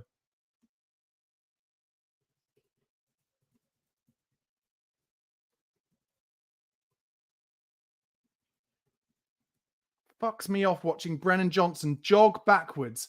I wouldn't mind if he was giving more going forwards, but he's not really giving anything. And Vicario going with the long ball. Spurs not comfortable with the ball at their feet at the moment.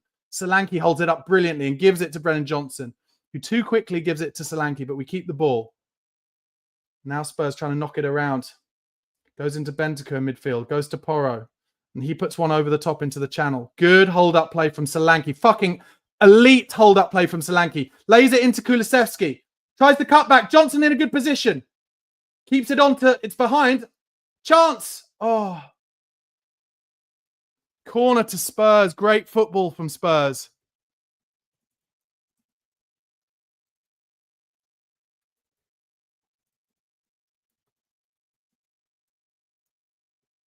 Shot from Decky ends up going out for a corner. But elite hold-up play from Dominic Solanke on his chest. Frederick Canute-esque for any of you who are a bit older. He used to rise like a salmon and hold it on his chest. Brilliant from Solanke. 1 hour gone. Outswinging corner coming in from Porro. Come on, Spurs, make a chance. It's a good delivery. Chance! Oh, Romero, it's just wide! Oh! Oh, he should score. Oh, he is being challenged.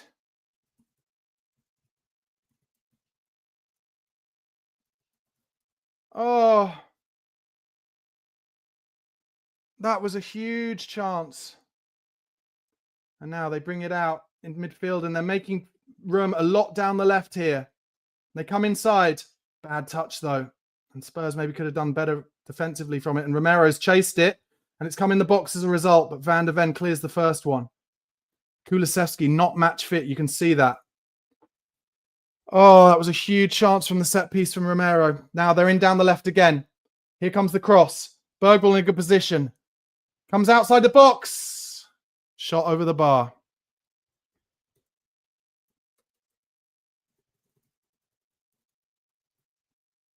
Miles over.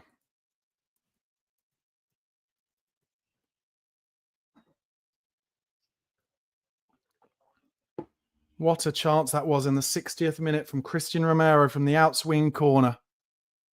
Oh, I do feel like we're going to need something like that. Frankfurt fans getting annoyed at Spurs wasting time with Vicario. He goes long again. Flicked on. Kulusevski putting some pressure on. At the moment in this half, Tell not really in the game. Johnson not really in the game. To be honest, not a lot of Spurs players in the game at the moment, but we're trying a different thing. It's more akin to that Brentford game where we won 2-0 away. As Frankfurt launch it into midfield. Bentancur does well to get it down to Bergvall, who goes short to Udogie. Frankfurt are putting in a lot of effort without the ball at the moment. They're working really hard, putting in a lot of sprints. Hopefully that will help us out when it gets to kind of the 70th minute. Tell tried a little bit of a misadvised, ill-advised back heel down the line there, and we've lost the ball. So now Frankfurt have it in their back line. I have to say, as I've talked about a lot when watching England in these positions, going 1-0 up and then sitting completely off, it can be... Oh, Johnson. He finds the way... Nah, Johnson, man, not playing well at the moment at all. Had a chance to get at Kulusevski there. We could have been on the transition. But as I was saying, Problem is, you can play like this, but if they do get an equaliser, it can then be very, very difficult to get back any kind of attacking play. But anyway, let's hope we don't have to worry about that. 63 minutes gone. Frankfurt knocking it about. Spurs working hard. Arguably, other than, I don't mean to give him stick the whole time, but Brennan Johnson is just jogging about a little bit. Long ball. Udogie makes a bad decision there, but Van der Ven helping him out behind him. And then that'll go off for a Spurs throw. Van der Ven, my God. How good is that boy? How good is that fucking boy? No way is that their throw. Yeah, it's our throw. Udogie just taking his time to come and get it. Yeah, and Hoddle saying there that Udogie went to press when he really shouldn't. Oh dear, Spurs making some horrible decisions outside our own box here. What are we doing? But we've won it high. And now Kulusevski has got some space to run into down the right on the transition. Solanke and Tell trying to get rhythm. Tell, it's on his wrong side though, Kulusevski. Cuts onto his right side though. Lays it inside to Johnson. Oh, he takes a horrible touch, Johnson. Comes to Kulusevski, still on the box. Lays it to Porro. Now a chance for a cross from Porro. And that is a corner. Good stuff on the transition from Spurs.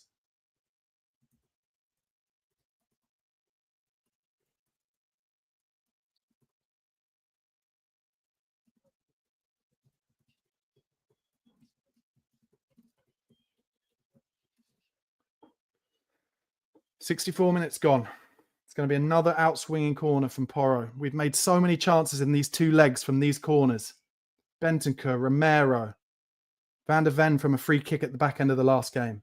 Let's have another good delivery, Pedro. Yeah, it is a good one. Oh, and it's well cleared. Comes to the edge of the box and Decky does well.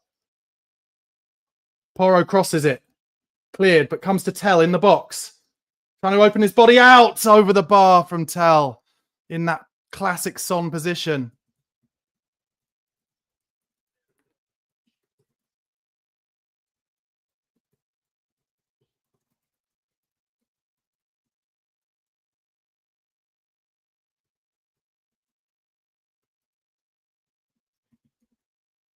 Frankfurt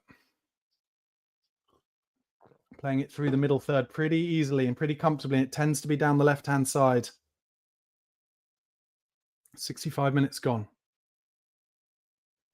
Comes again back to the left-hand side.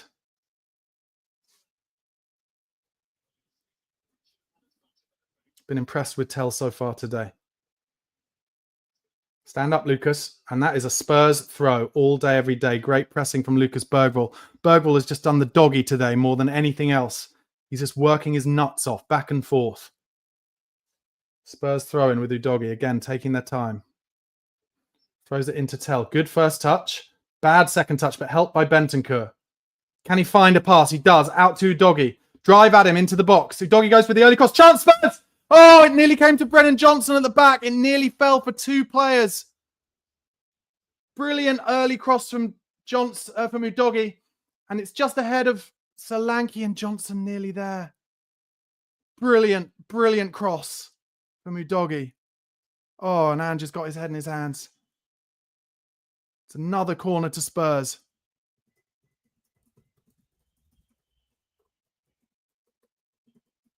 Another swinger. Corner. It's another good delivery. Chance over the bar from Bentancur.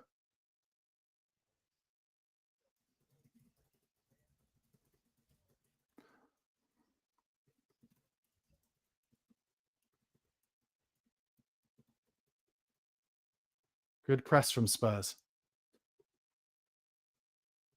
That was a good chance from the corner for Bentancur. Doggy looks sharp. Good press from Kulusevski. And that should be a Spurs throw. That should be a Spurs throw. And the ref bottles it. And now the Frankfurt trying to take more yards down the line. 67 minutes gone.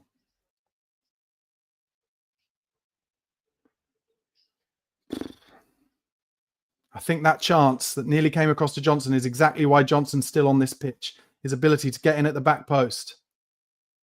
As Frankfurt come through midfield. Romero tries to win the first one, doesn't quite do it.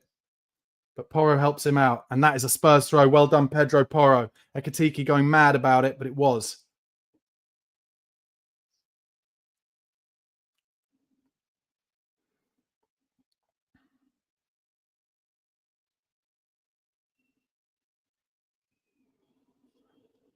Porro throws it down the line, flicked on by Brennan Johnson.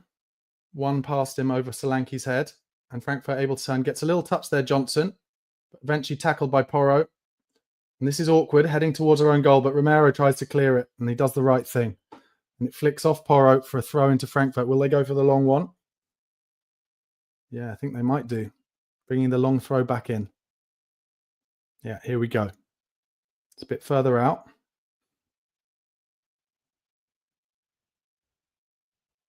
And he goes backwards instead, and Spurs need to get their high line out. Here comes the long cross to the back post. Over Udoghi's head. Easily won. And Romero he's fouled Romero as he tries to clear it, but he does get the second clearance in. And now, Kulusevski, can you use your body there, Decky? He uses his body well, and Solanke helps him out. Hold it up, Solanke, because you got Tell with you. Give it to him, and he does. Tell on the left-hand side. Give it inside. Bergwall with some space. He's got a man coming, so he turns away. Well done, Lucas. It goes back to Tell. He's on the left-hand side. Deep cross. Oh, Johnson's not going to get there, and that goes out for another corner. I love it when Tell gets those early crosses in.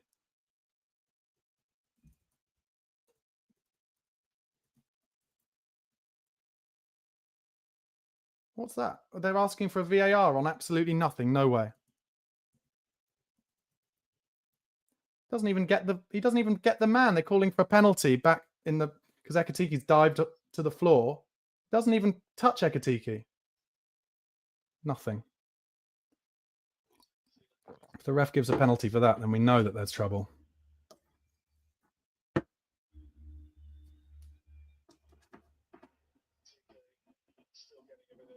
"70 minutes gone." Come on, Romero. Playing well. This is the Argentinian Romero we're seeing here.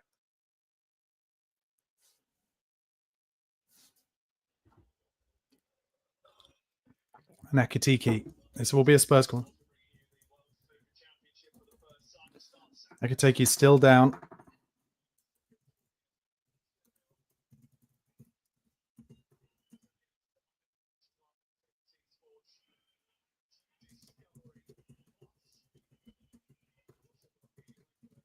Now, when it finally comes back, and it's about to, Spurs have another out-swinging corner. We've caused them ructions all tie from these corners. And believe it or not, their manager thinks that it should be a penalty to Frankfurt. There was literally nothing in it. Yeah, the check is complete. Okay, here comes the Spurs corner. Come on, Tottenham. Come on. Porro with another corner.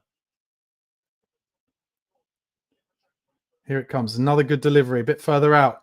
Romero wins the first one, but the second one is won by a Frankfurt defender, and they clear it. And now Spurs players, Tell and Bergwall are the ones chasing, and Tell does exactly the right thing. Heads it off the pitch at halfway. Good lad. Frankfurt take it quickly.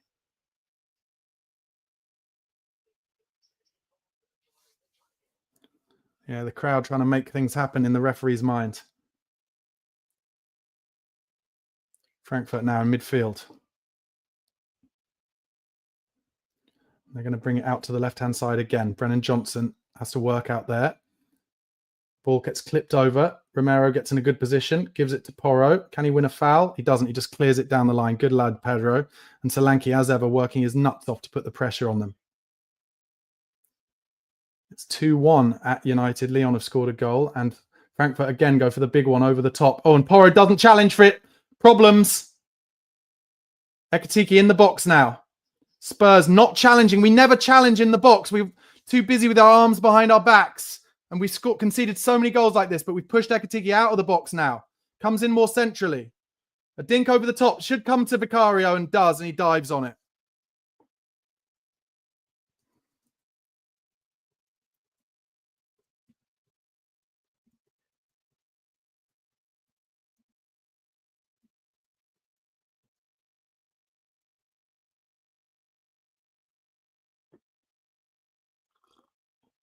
Vicario still has the ball at his feet, and he goes long again.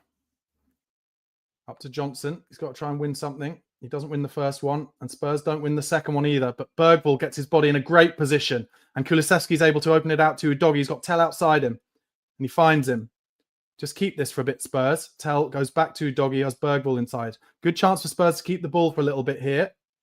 And that's what Bergwall's doing. He goes back to Udoghi. not the greatest pass behind him, but therefore it comes to Van de Ven. And Spurs haven't been able to do this much this half, which is just playing it amongst their back four. But that's because Frankfurt are pressing us a lot harder. And so Vicario goes long straight away. Again, for the third time today, kicks it straight out of play. And Tell can't keep it on. Not a great long kicker, Vicario, to say the least. 73 minutes gone. Glenn Hoddle talking too early. Oh, terrible ball. Comes to Brennan Johnson. Now Spurs have to make good runs here. Gives it to Solanke. Is he going to have a shot? Does, but it's blocked.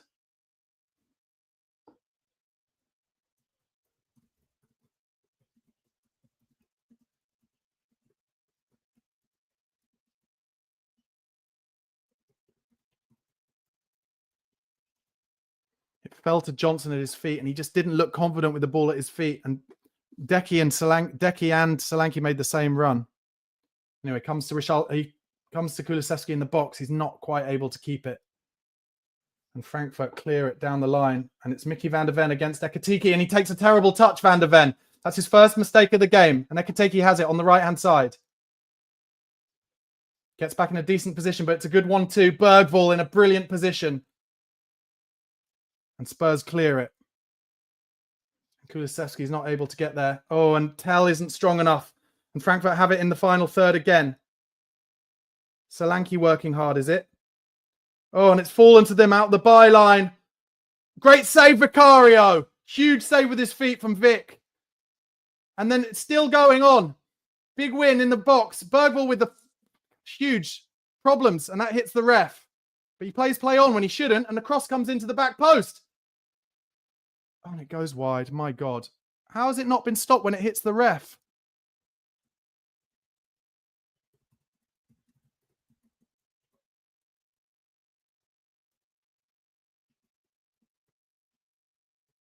So the ball comes across, and Vicario, it's at the near post.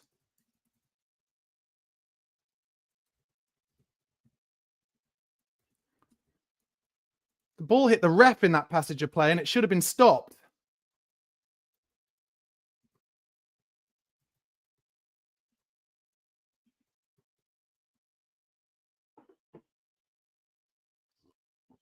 "75 minutes gone. Frankfurt making 2 more substitutions.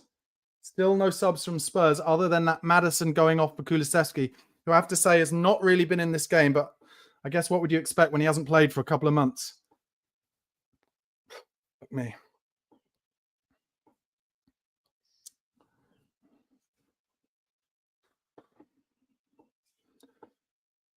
Okay, 76 minutes gone. Vicario goes long with the kick. He gets so much air on those kicks. Anyway, it's flicked on by Spurs for once. Kulusevski gets a little touch, and that goes back to Santos, and Kulusevski presses him, so he has to go long into midfield. And Bentancur doesn't get ahead of his man, and Johnson needs to work hard. He looks a bit leggy here, Brennan Johnson, I have to say. And they try one through down the line, but Romero does well, finds Bergvall well, and his first and second touch is brilliant. Brilliant from Lucas Bergvall, free midfield. Now find Tell, and he does. It's a bit behind him, but that was brilliant from Bergvall. Tell has Kulusevski outside him. He's a bit close to him here. So he goes back to Bergvall. And that's good. Bergvall putting his foot on it.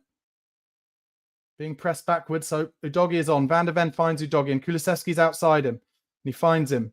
Decky goes back to Bentancur. He turns away. I would have Johnson off this pitch, I have to say. Romero finds Bentancur, not in a great position. Tell, lovely inside to Kulusevski, who is in a good position. He's got space, and he's running into the box. Decky cuts it back. Oh, not a good pass, though. Great from Bergvall. Oh, and it's a booking. Bentancur booked. He was just late on a challenge.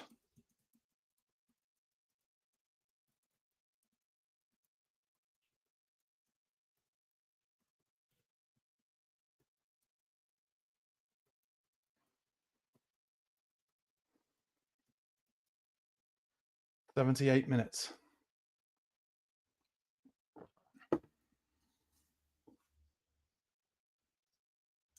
Looks like Spurs are going to make a sub. Is it Sarr?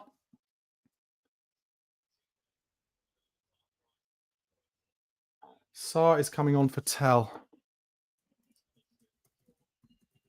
How is Tell coming off before Johnson?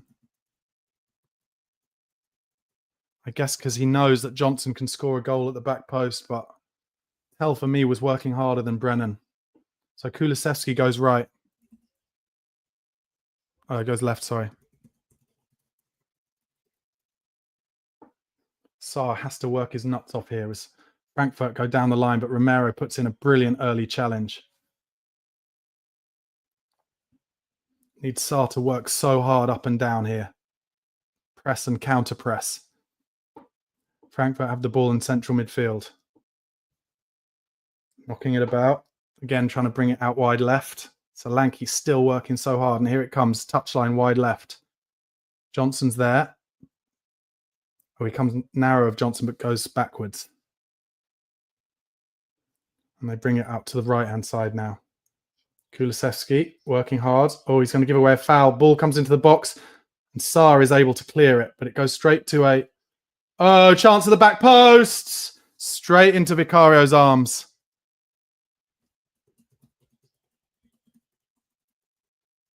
He would have been offside just.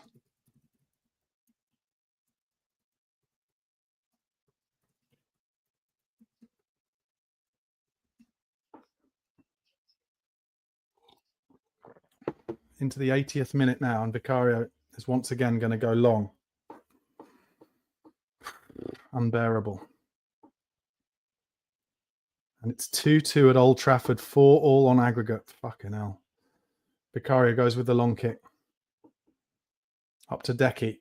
No, it's Solanke challenging for it. He loses out. Bentancur wins the second one.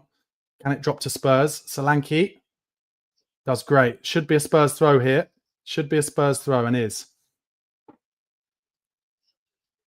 Yeah, Glenn Hoddle saying on co-coms, what a stint Solanke has put in. Really has. Throw in, Udogie on it. Could give it straight to Kulusevski here, but he goes down the line to Solanke. He's trying to hold it up. Looks like a handball. And was. But it's because the defender's pushing his hand onto the ball.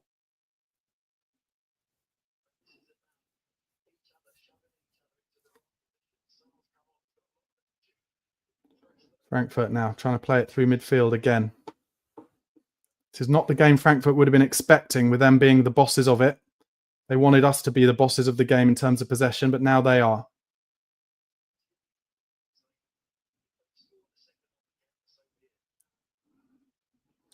They're out on the left-hand side now, Frankfurt.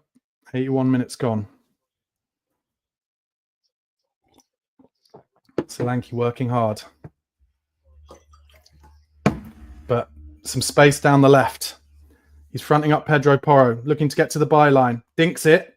Cleared at the near post by Romero. Comes out. Oh, and it's a good ball. They're in the box here at the byline. Comes across. Chance. Big, big chance. It's wide. Huge chance at the back post and another bit of luck for Spurs.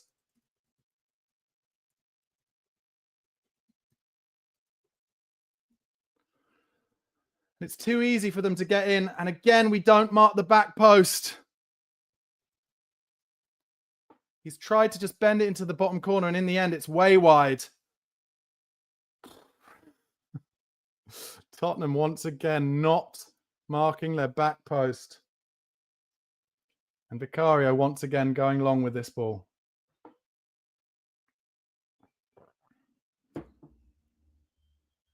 Solanke wins the first one, does well, and Johnson then kind of kicks it aimlessly into the air, and they're able to head it straight back to Santos.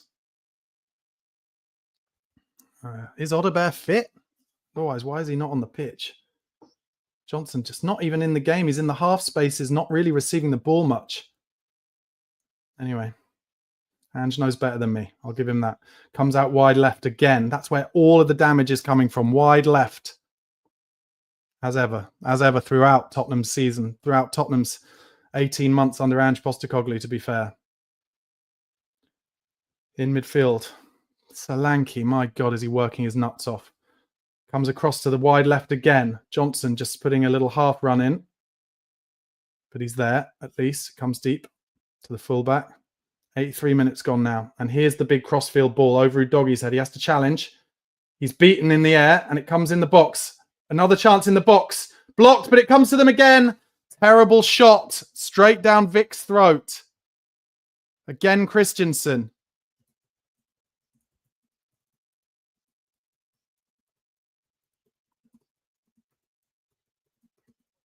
Riding our luck.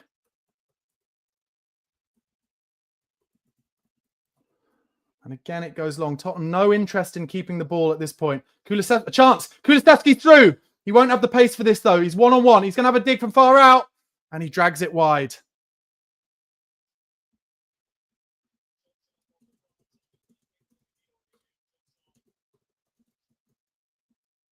He was offside anyway.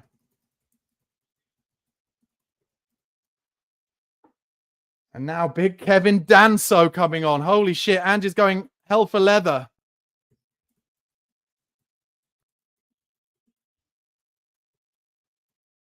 So he's actually going defensive, big Ange Postecoglou.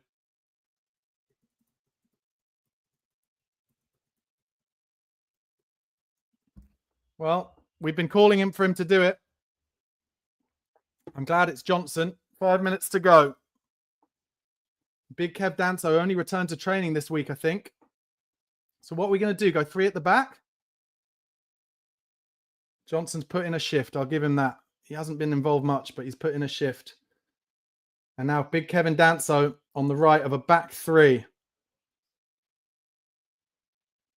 Frankfurt again getting it wide left. Knocking it around central midfield. Doggy and Decky pressing them to try and stop them from getting the ball out wide left. So it looks like Sarr is now playing wide right. Porro gets a good header in there and goes out for a throw. 5 minutes left of normal time.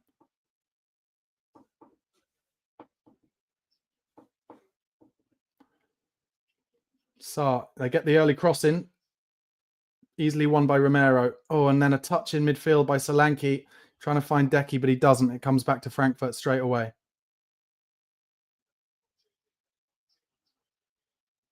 And now Frankfurt bringing it wide right to Christensen again. Comes back again. And they've got 4 in the box here. And that is why Spurs have brought on Danso to try and level it up there. And they dink it to the back post. They've got men in the box here. Bergvall clears it, but it's straight up in the air. Kevin Danso trying to get near it. Bentancur does well and clears. Straight to a Frankfurt body again, though. As it has been all the second half. And now, free chance to get the big diagonal cross in over Udoggy's head. It's one at the back post. Oh, and it's fallen to them. And then slipped in the box. How on earth has he slipped in the box?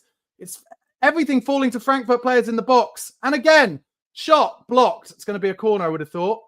But Danso's across there. Oh, and actually, that's a Spurs goal kick. It should be anyway. It's not been given.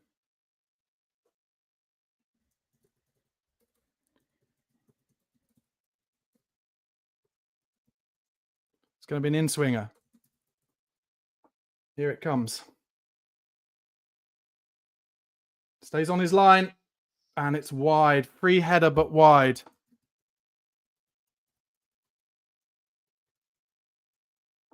So many Spurs players in the box, the 6-yard box. It comes to Ekitike at the back, and it's wide. And they're just showing Vicario's save with his feet earlier in the game. That was important. Just a couple of the chances that Frankfurt have had. Spurs have ridden their luck in this second half. I wouldn't say Frankfurt have split us open, but they've had the half chances, that's for sure.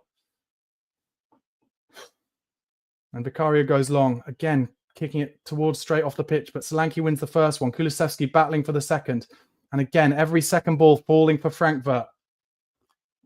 And they bring it out wide left again. He's fronting up Porro. We need Sarr to get out there to help him. Brings it narrow.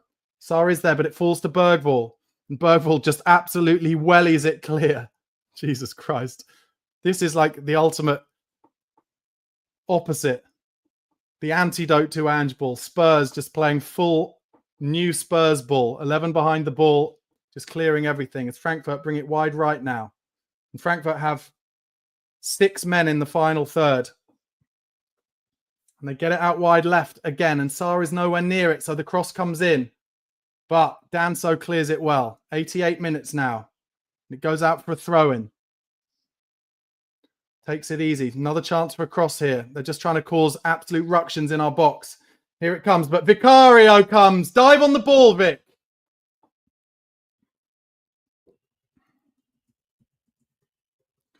I don't think there should be that much added time in this second half. What did they find the first half? 5 or 6?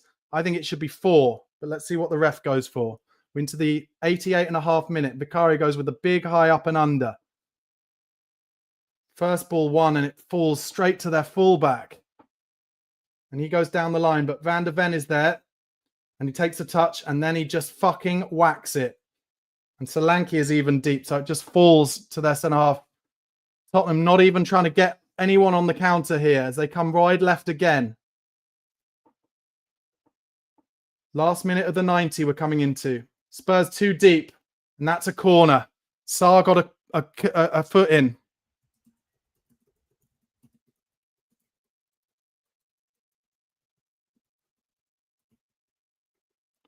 It's going to be an in-swinger. They're not bringing the keeper up yet. Could do with Vicario being big and strong here. Here comes the in-swinger. Well cleared. Goes out for a throw. Don't know if that was Solanke or Romero. 30 seconds left of normal time. Bringing it back again to the halfway line or nearabouts to try and get a big ball up into the box. And here it comes. And again, Vicario, it's too wide for him. It's one at the near post. Van der Ven does brilliantly. And here's the chance for Kulusevski to take some pressure off Spurs. He's got Solanke ahead of it. Just run it into the corner, Decky. Bentancur madly is making a forward run. I don't know why. Just win something here, Decky. Does brilliantly. He's in the corner. Cuts it back. Bentancur outside the box, putting his foot on it. Good. They're not shown how much added time, but we're into the added time. 5 minutes added. Don't know where he found that from. And it comes all the way back to Vicario. Can he find the wide ball? He does. Danso does brilliantly to go out wide. Porro will go down the channel, surely, and he does. And Solanke working hard. And again, the keeper takes out Solanke again. The keeper's taken him out. I guess this time he did get a touch on it, but you can't just plough through. And now on the transition, they're in wide left. Bergvall has slipped in the box. They've got a man over. He's going to have a shot from Mars. Brilliant block from Bergvall. And it's broken to Kulusevski. Don't kick it off, Decky. Goalkeeper's pretending to be injured and Spurs had a fucking breakaway.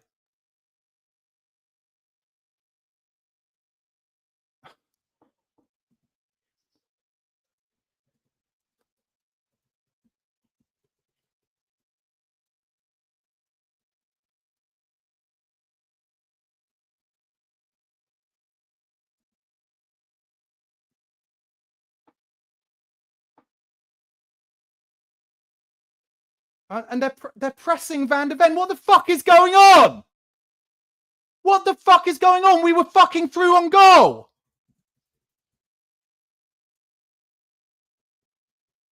That Spurs were not strong enough there. Anyway, we've got the ball again. Bentancur needs to find an easy out. Just get rid of it if you have to, Luke Rodrigo. Goes to Porro, who does go long down the line. I'm sorry, we got absolutely mugged by the referee there. We were through on goal, and so we kicked it away because the keeper was pretending to be injured, and then he fucking gives a drop ball, and then they fucking challenge us for the drop ball. That is fucking disgraceful.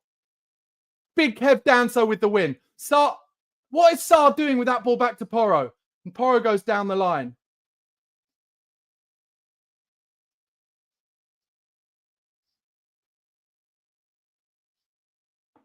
I cannot believe that bit of play. Anyway, now Frankfurt going with the long ball out wide left. Porro is up against 2 players. And as a result, he loses it. And here comes the early cross. And that's a corner.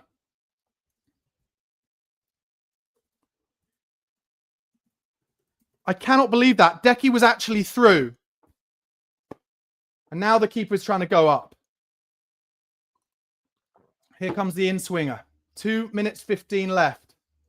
Be strong here, Vic. Here it comes. Oh, it comes all the way to the back. And Udogie has got a run on his man. No, don't lose it there, Destiny. Don't lose it. And that's a Spurs throw. Brilliant from Udogie. Come on. And Bergvall giving it double fist bumps.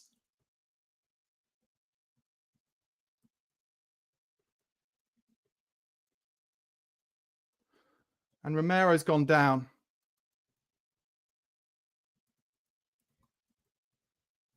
It's a clash of heads.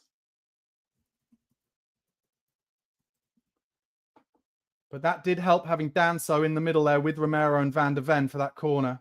Romero stayed down. I'm not sure about this because it's going to mean extra added minutes.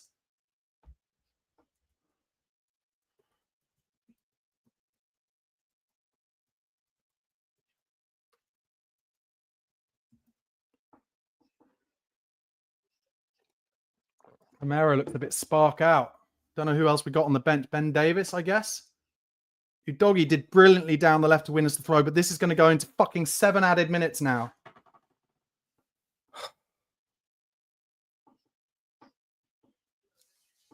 Frankfurt players getting frustrated, but the ref has said that he's putting his watch down. But what Frankfurt did from that situation where we kicked the ball away, as far as I could tell, we kicked the ball away where we could have gone forward and scored. We did the sportsmanlike thing, and then he drops the ball to us, and they challenge us for it. Absolutely disgraceful.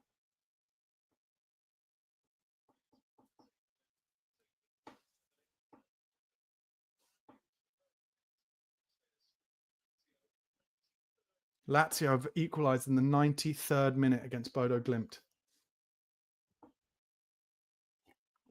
And Ange is walking down the line trying to work out what's going on here. He's having a word with Bergvall.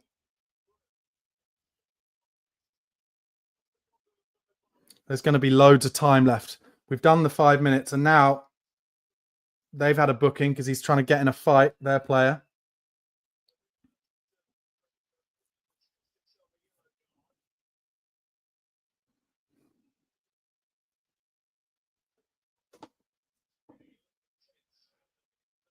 He's trying to pull Romero up.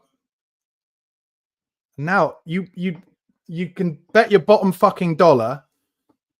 Guys, just those of you coming into the green room, can you stay off until the end of the game? I just don't want to be thinking about what that might mean just as I watch. Maybe I'm on big delay. I don't know. But anyway, finally, 5.5 minutes added have been played, but there will be at least 3 more, I'm sure, as Solanke presses the ball all the way back to the keeper. I will be doing my post-match reaction, of course, after this game, whenever that is. There'll still be 2 minutes at least, 3 probably added. As Frankfurt get it down the left again. He comes inside now. That is a great ball down the line. He's at the byline now. Cross comes in. Bergvall gets a big header on it. And Romero chasing the second ball. A horror foul from Romero. What is he fucking doing? He's played play on the ref. And then Udogie wins it. And Romero is miles away from where he should be. And he gets booked. Horrible foul. But wait, he played play on and now he's brought it back.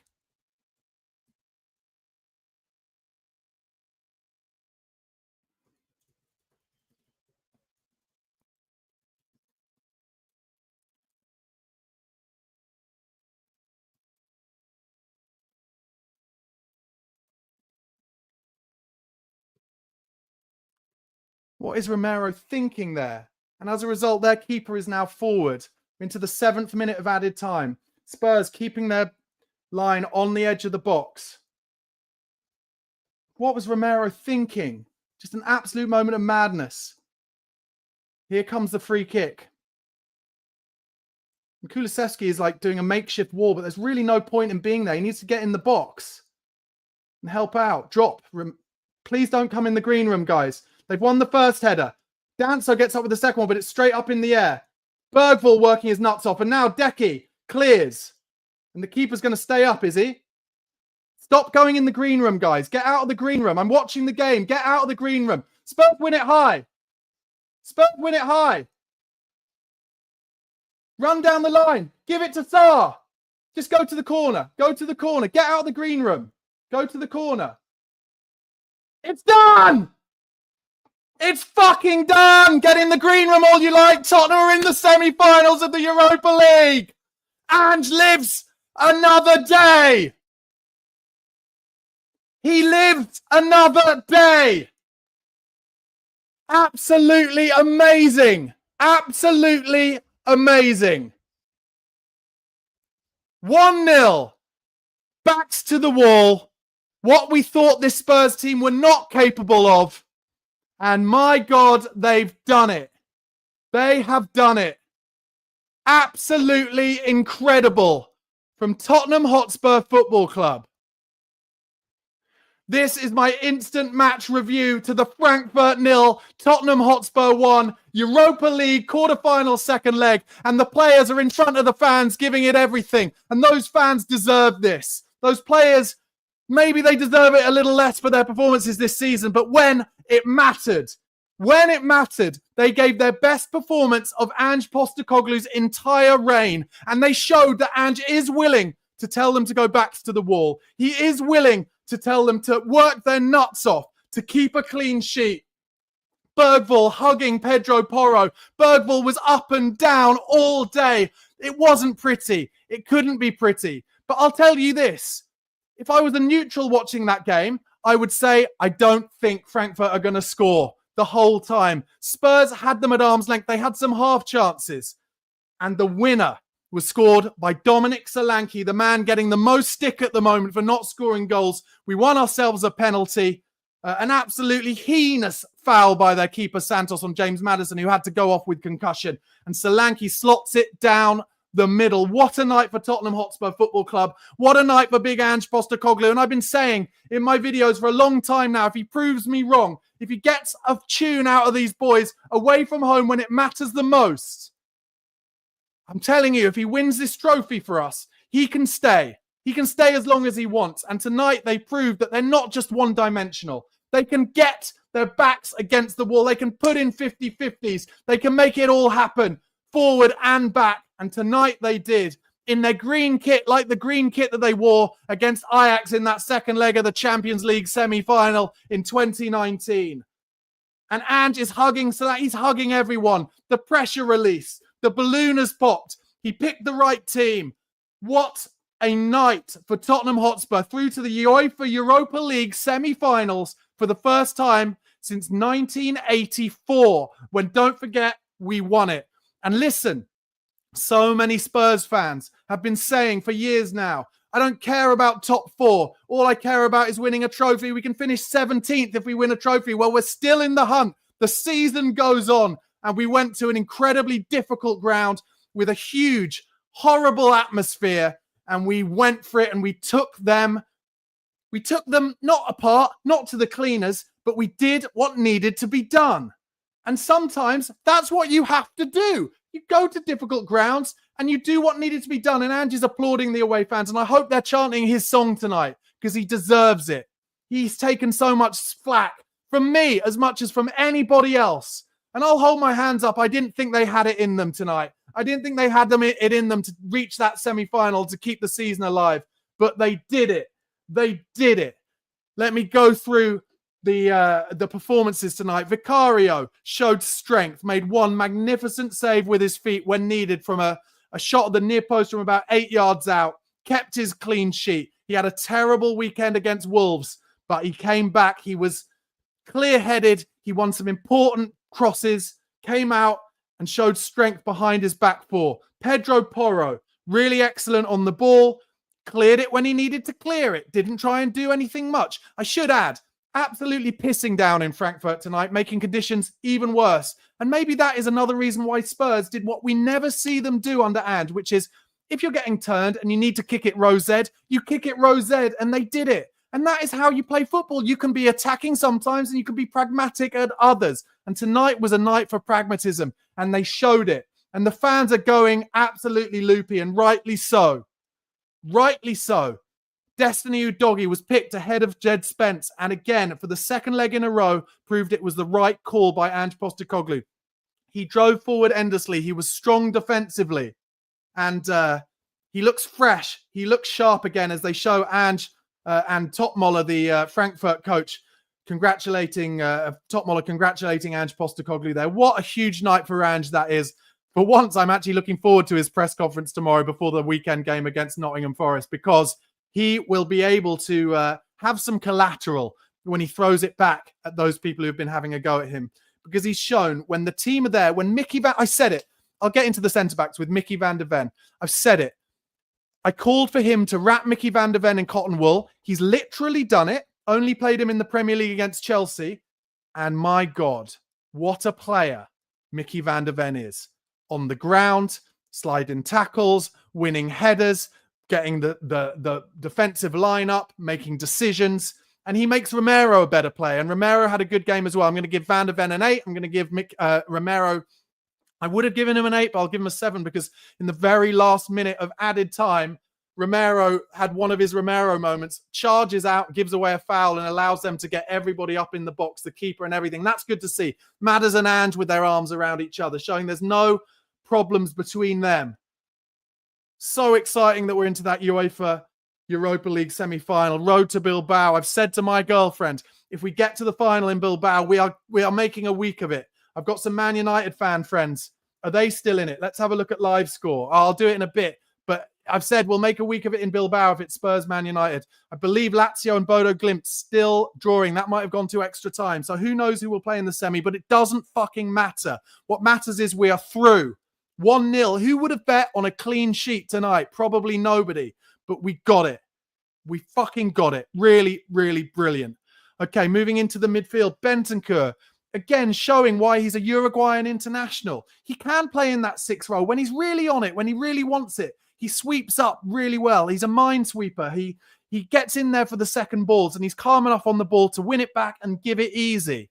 Really good performance from him. I'm going to give him an 8. Bergvall, I'm going to give him an 8 for just being a workhorse, up and down, and then driving forward. One occasion in the second half, drove forward with the ball, got through. Don't forget, this is Eintracht Frankfurt, who won the Europa League a couple of seasons ago. They've been there. They've done it. They know what to do. They have experience of it. And us, with our young squad, 15th, 16th in the Premier League, go there and genuinely believed in themselves. And they've really shoved it down our throats, haven't they? James Maddison, I can only really give him a 6.5. I'll give him a 7 for that amazing run he made that set up the penalty for Solanke's winner. But he then went off concussed. Let's hope he's okay. Then the forward line, Brennan Johnson, I'm going to give a 6. I didn't really think he did that well tonight, but Odebear surely can't be fully fit because he didn't even get a run out. Matthias Tell, for me, excellent. I'm going to give him an 8. Worked up and down, tried to take the ball outside his man, inside his man, when every performance we've seen him for Spurs so far has shown him just going narrow every time. He showed a different side to his play tonight, and that made the fullback think twice.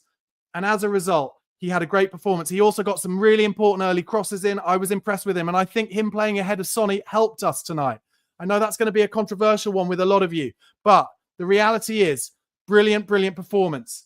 Kulusevski, who came on for Madders after about 43 minutes, showed, I think, that he wasn't match fit, but some important play late in the game, keeping the ball high up the pitch, working hard, and it will only benefit us that he will be more fit when it comes to that semi-final tie, whoever that is against. Dominic Solanke, my man of the match, gets all the stick, shows his quality when the penalty comes his way. We don't make chances for him. That's why he doesn't score many goals. If we made more chances for him, he would score more goals. We gave him one chance tonight, put it down the middle. His work ethic, ridiculous. His hold-up play with his chest under severe pressure, ridiculous. Brilliant. I'm giving him a 9 out of 10.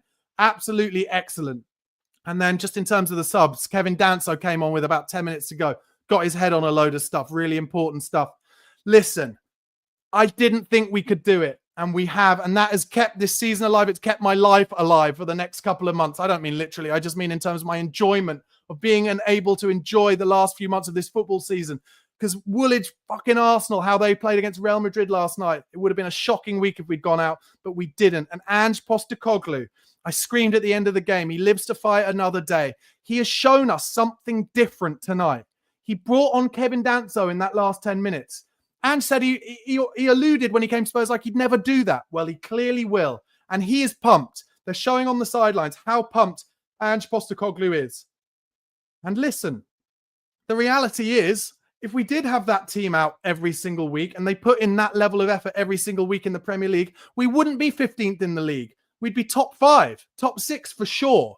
But we haven't been able to. And I'm going to say it again. Wrap Mickey van der Ven in cotton wool. Don't play him again until the semi-final first leg. He is the key. He makes us 25, 30, 35% better than we are without him. It is as simple as that. I won't hear any different. Sonny will be fit for the semi-final. Kulusevski will be match fit for the semi-final. Wrap them in cotton wool. The first leg, I believe, because of Chelsea, will be at home no matter what happens, and I don't mind it. because I think being at home in the first leg as we were here keeps us in the tie pretty much whatever happens. You can't see us getting pumped at home. And then in the away leg, maybe we'll have something to hold on to, or maybe we can put in another performance like this. And Bilbao now is a genuine possibility. Let me just have a little look at what the scores are currently. Okay, Athletic are through. They beat Rangers. Lazio are 3-0 up in extra time against Bodo Glimp. So they're leading by 1 on aggregate. So it looks like it'll be Lazio we play in the two-legged semi-final. And United and Lyon in the other quarter-final, drawing 2-2 in extra time at the moment. So looking like it might be a Lazio semi. I don't mind it. I don't mind it. I'm telling you, I don't mind it. Let's see what happens. But all that matters is we are in that semi-final. Tottenham have shut some people up. Ange Postecoglou has shut me up tonight, and I'm not ashamed to say it. Well done, big Ange Postecoglou. You say what you want in your post-match presser and in your pre-match Nottingham Forest presser. Stick it right at us. They performed tonight. They performed for you. They showed they're still playing for you. They showed that when it comes to it, we've got our number one first 11 out, and they all put in 110%. We are hard to beat. I wouldn't mind if you found a way to mark the back post a little bit more and block some crosses, but still, we got a clean sheet, and that is all that matters. Guys, I hope you enjoyed it as much as I did. Make sure you press like on this video if you haven't already, and please do subscribe to the channel. Come on, you Spurs.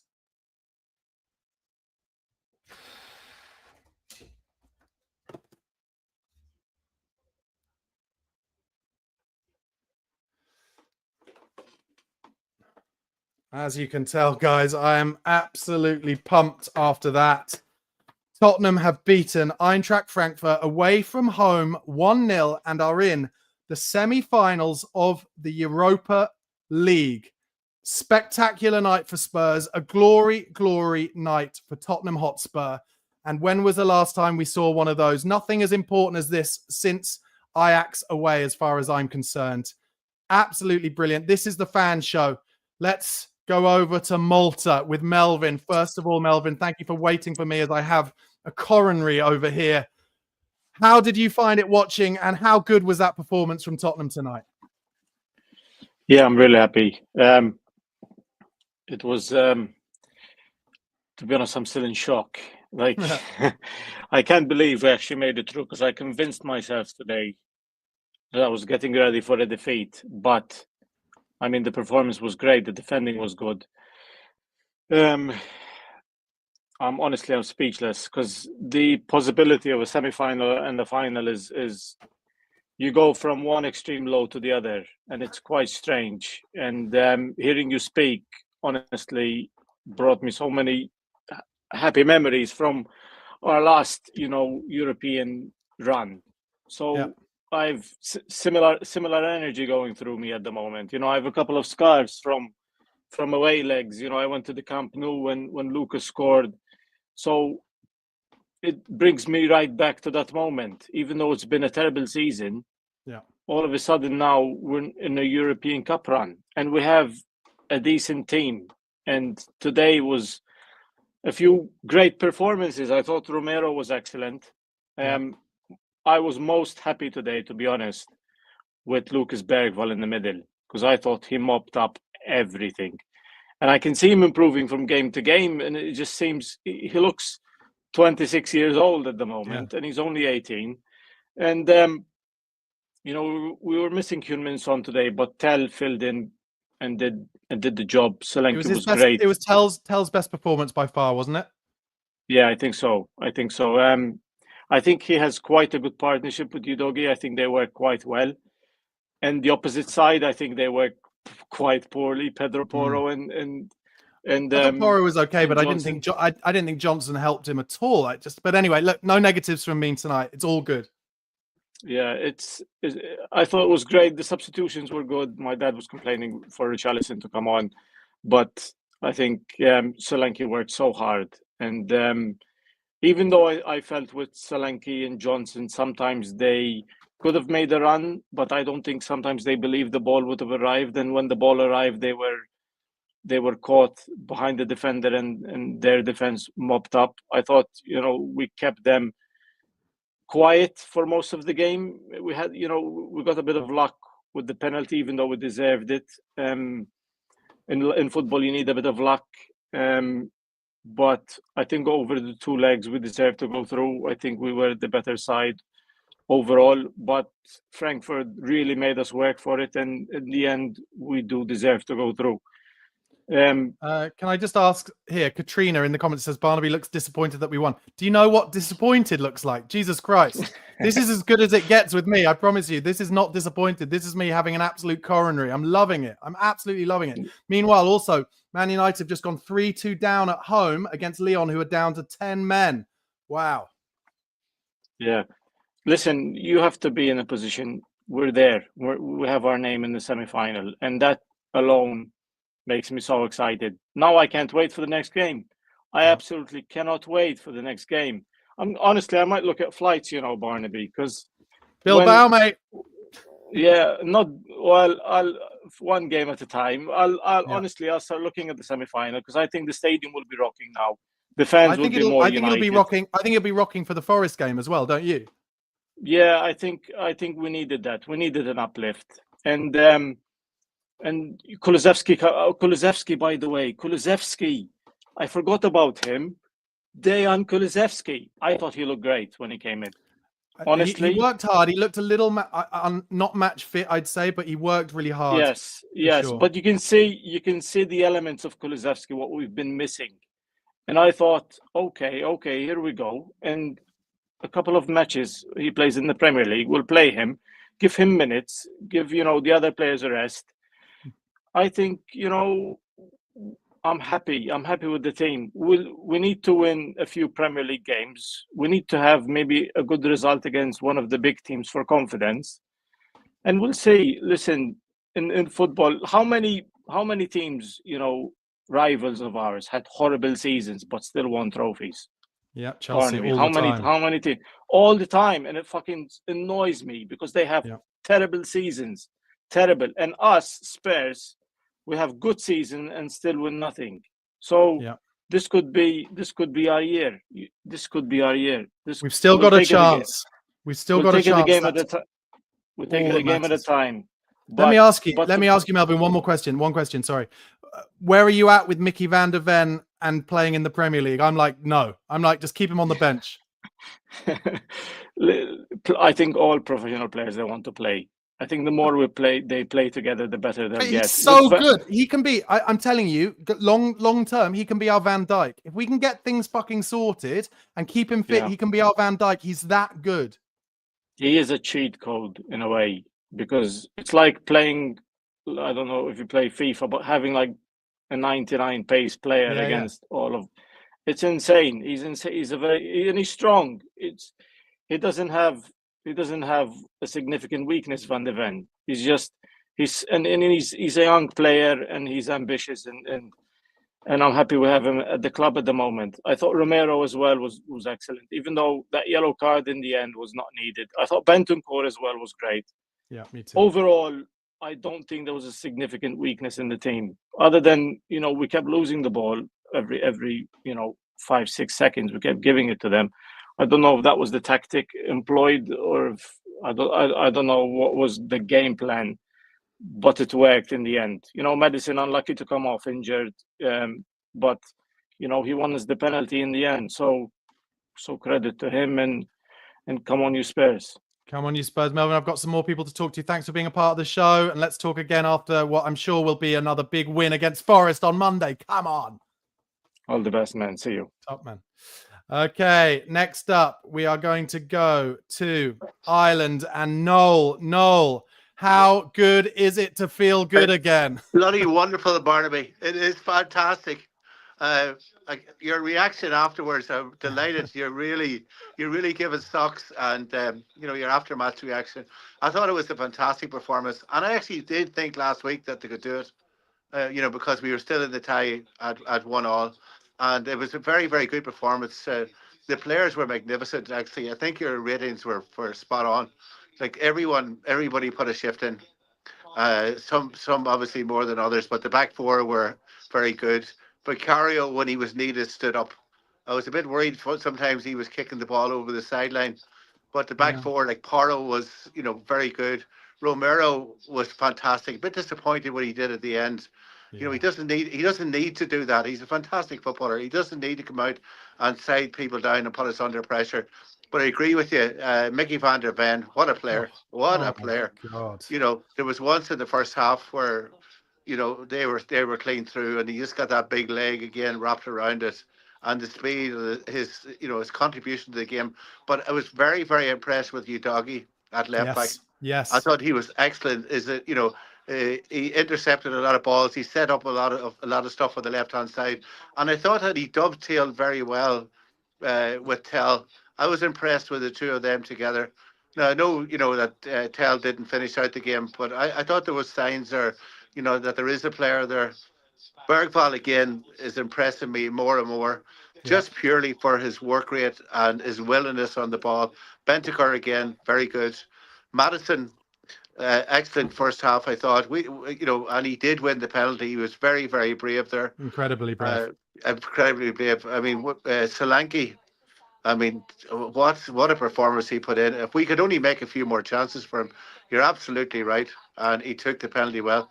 I think Johnson actually played well as well. He actually was back in his own penalty area, and himself and Paro linked up very well. So I thought the overall performance was brilliant. And I like yourself, when Ange was looking for subs, and he took off. Who did he take off at the start? He took off Tell, was it? Well, no, Madison went off first, and then Tell came off before. Tell came off, didn't he? Before Johnson did, yeah. And was that Sarr came on? To put Sarr a wee bit came more, on. Yeah, a bit more, strength in the middle. But I was surprised when I saw the board coming up and Johnson coming off for Danso. But that actually proved to be a wise decision as well, because Danso, he did win plenty of ball, and the conditions were terrible, and it was backs to the wall stuff. But no, can I tell you something that I think? I don't know if this is something Ange hasn't understood or whatever, but I feel like Ange will be appreciated for making that Kevin Danso signing. Kevin Danso substitution far more than he will be for any of his kind of attacking play, because it shows that he's got a plan B, something different, and is willing to, absolutely is willing to change it up. Yeah, and the goalkeeper was kicking the ball long because needs must. I mean, there was no point in Vicario rolling the ball out to somebody and them strolling about, and trying to pick somebody out in midfield. If that was the game that was being played tonight, we'd have been picked off. We would have been absolutely overrun. So, we had to go long, and we had a great outlet in Solanke.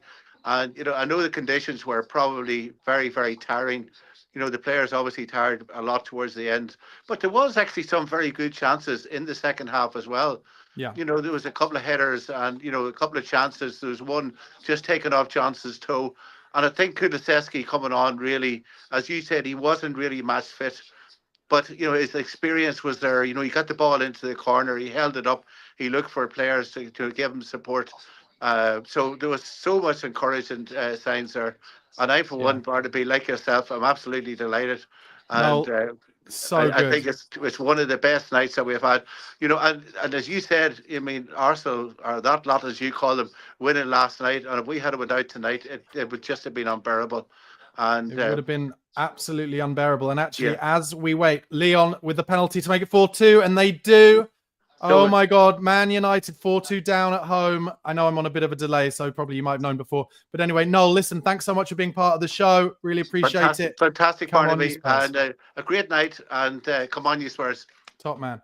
Just before I go on to the next guest, I just want to bring up one thing that I forgot to say in my match review. What I loved about Tottenham tonight is that we played tonight like all of the teams who have played against us this season and beaten us, where we went 1-0 up, and then we were just like, we're going to make this scrappy, we're going to make this bitty, we're going to get in your face, we're going to make it hard. And we showed for the first time tonight, under Ange Postecoglou, in my opinion, certainly the first time since the first 10 games of last season, that we are able to stand up for ourselves, that we are able to, go backs to the wall and to make it a difficult game and make it ugly and break the rhythm for the opposition. Because there is something that Ange does, which is like this need for his players to always do everything really quickly and always, take your free kicks quickly and your throws quickly. And it actually is easy for the opposition to break our rhythm. And tonight we did it to them. And you could tell in the crowd, they were getting so frustrated, just like the Tottenham Hotspur Stadium has got frustrated so many times this season. And it showed that we can do it another way. And I was so glad to see it. Okay, next up, we're going to Harry in India. Harry, thanks for being patient. How are you feeling after that win? Oh, you're on mute, Harry. Can you unmute yourself, please? Yeah, am I audible now? Yes, Harry. How are you feeling after that 1-0 victory in Spurs in the semis? Yeah, I'm so happy.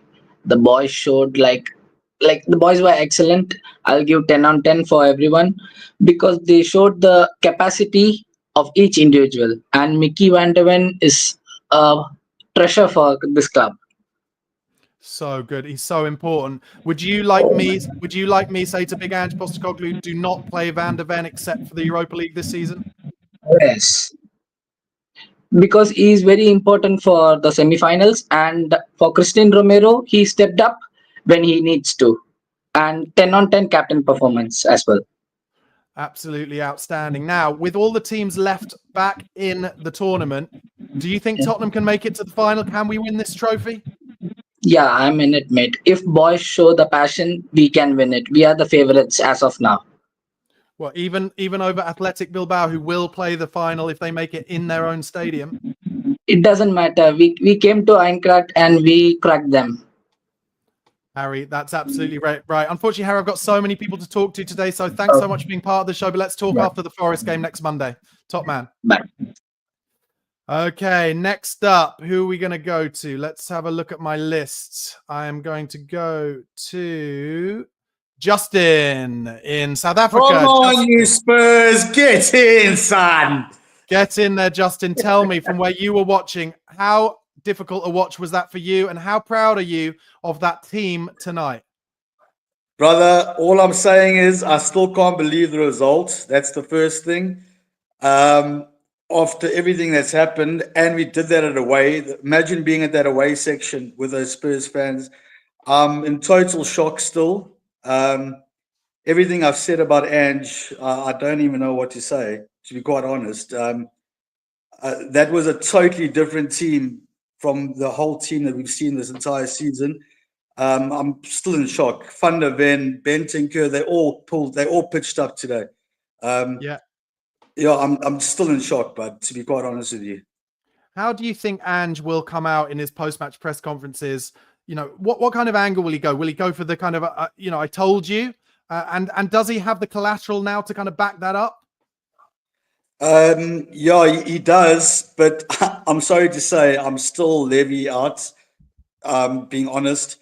But yeah, I'm still in two minds with Ange because once again, I'm sorry, that's the type of person I am. It's all down to Levy, and if you give Ange the tools that he requires and the players that he was wanting, I reckon he'll do very well. Who really impressed you tonight? Who do you think was the vital cog to us winning that game? Meanwhile, Man United have got a third against Lyon. It's 3-4 to Lyon now in that quarterfinal. Amazing game. Yeah, my player of the match is definitely Kulu. I know Maddie's sacrificed himself, but I was actually happy with Kulu coming on. I know he's a bit rusty, but you could just see the class through him. And funny enough, Johnson also played very well. Okay. He seemed quite stronger than before. The whole team just seemed like another team today. It was just crazy. Ange Postecoglou has said after the game, a club like this hasn't been in many semi-finals, so the opportunity we have tonight, we want to take. Oh, that looks like that was before the game, to be honest, actually. I don't know if that was before or after, but just do you think Ange Postecoglou, I mean, I've said it, I shouted it, like, I was wrong, Ange. I didn't realize we had this in us. And it wasn't just about the fact that we got the result. It was how we got the result that proved to me that Ange does have a second side to him. And honestly, like, on the inside, I didn't want to shout about it outside in case it jinxed it. But when he brought on Kevin Danso for that last 10 minutes, I was like, yes, because that is exactly what the opposition would do to us if they were in the same situation. And I love to see that. 100%. He normally would bring on another attacker, but we closed up shop. And I heard you saying earlier, the crowd was getting so upset. And that's what's been happening to us this whole season. So, yeah, I just, like you said as well, with regards to Van der Ven, wrap him up, don't play him. We don't leave him for the semi. And And also in that note, come on, PSG. Yeah, all of that. And also, I would make Mickey van der Ven future Tottenham captain for the next 10 years as well. Listen, Justin, thanks for being part of the show, mate. Let's talk again after another victory. Come on, you Spurs. Thanks. Come on, you Spurs. Thanks, guys. Top man. Okay, over to Ireland now, and another regular Paul. Paul, so great to hear from you, mate. You've got the blue shirt on like me as well, different era. But how are you feeling after that win? It's great to be after a Spurs game. They haven't ruined your day. It's been a long time since that happened. But look, from front all the way to back, it was a defensive masterclass from everybody. Everybody put it in. I thought Bentancur and Bergvall were just out of this world. Ran the show. It was incredible. And as you said, not harping on about it, but seeing Ange bring on Danzo, I think at that point, what was it, 6-7 minutes, whatever it was? Yeah, I think it was more like 9, certainly with the added time. I think it was game over. To me, there was never maybe 1 or 2 clear opportunities in the second half, but that was it. They didn't really threaten. I thought we looked very, very comfortable. I thought tonight was the first lucky game we've had basically all season. Like Goetze going off early. When Goetze went off, I thought to myself, this is interesting because this is what usually happens to us. And then they missed some half chances, which have basically all season been flying into the top corner. And I was like, deep down, I was like, I wonder if this could be our night. But I couldn't say it on the watch along because I didn't want to jinx it. Yeah, just watching a game, especially the second half, and they're just in my head, just go 5-minute blocks. Let's just manage the next 5 minutes. Let's manage the next 5 minutes. And I went on and on and on. And before we knew it, it was 80 minutes. And I said, right, we're nearly there. This could actually happen. But the way we were playing, I was extremely confident it was going to happen. It was absolutely fantastic. It was absolutely fantastic. I know what you've noticed now, but Bodo Glimp have scored. It's no. Holy, I'm actually watching the Man United one just for the last couple of minutes. Yeah, there's only 3 minutes left in this in extra time. Listen, let me ask you, where would you rather go, Bodo Glimp or Lazio? Barnaby, I'll be brutally honest with you. I don't particularly care. I don't care either. If we go man for man in the play, honestly, if we go man for man in the teams that are left, we are better than all of them. On our day, we are better than all of them. And I agree with the home game first. We know we can at home stick 3 or 4 past any team when we're on a game. If we do that in the first leg of the semi-final, it will be tie over. And that's what we need to do. But we also now know that we can go to one of the best or better teams in the competition and win away from home as well. So absolutely. that's really amazing. The one thing I have to say, I mean, listen, this is best case scenario, but I'm not desperate if we did get to Bilbao to play Bilbao in Bilbao, but still, like I said, best case scenario. And I have to say this, one thing I can say for sure is there's no Liverpool left in the draw like there was in the Champions League final. Do you know what I mean? There's no one that I think is going to could potentially rip us apart. Not that Liverpool did in that game. As I said, I think man for man, we are probably the best team left in it. And on our day, which we've shown tonight, we will beat anybody and we can beat them well. Oh my God. I just want it so badly. I want it so badly, Paul. Yeah, that's a quarter-final stage. The final seems so far away. You get that semi-final, you're only 2 games. It's 1 tie. We're nearly there. I don't even know when the semi-finals are. I've been too scared to look. When are they? I think. Oh my God, United have scored! No way. Oh my God, 4-4. Oh my God. With just in the last minute of the game. Holy, what a finish as well. I'll tell you what, it's still potentially on for the United Spurs final. Who is it? I don't even know who that player is. Is it their new kid Heaven, maybe? Jesus Christ, which penalties do I need to watch? Anyway, more importantly, it doesn't matter about that. This is all about Spurs. No, tell me, who was your man of the match today? Bentancur. I thought he was just everywhere. He was absolutely everywhere. Don't think he misplaced a pass.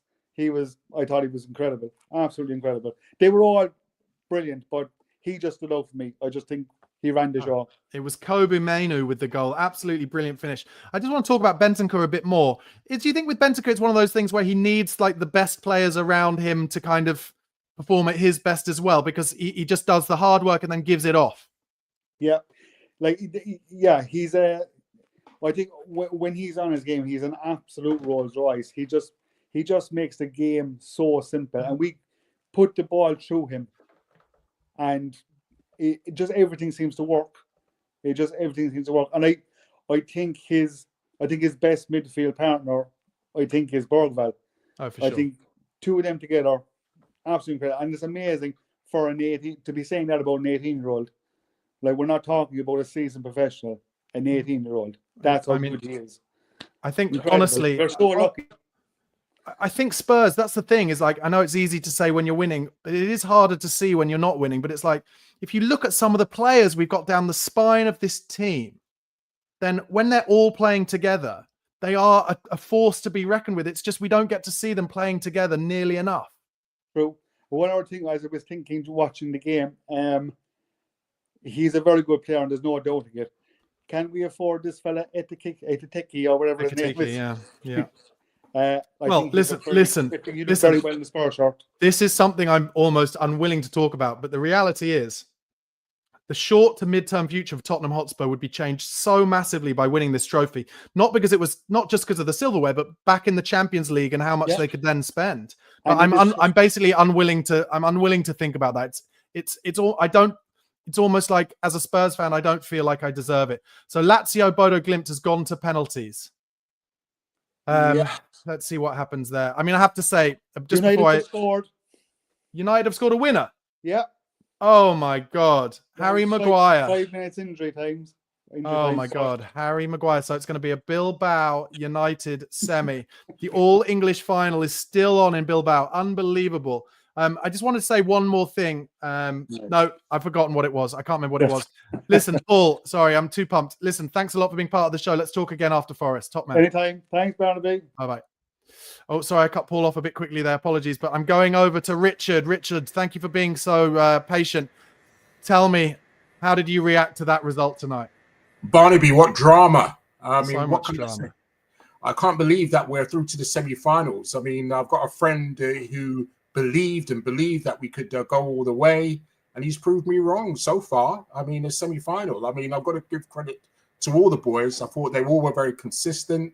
They fought very hard, and they thoroughly deserved it. Yes, we had a bit of luck from time to time. They didn't have their shooting boots because, as you've seen yourself, Barnaby, I mean, they're pretty clinical in front of goal.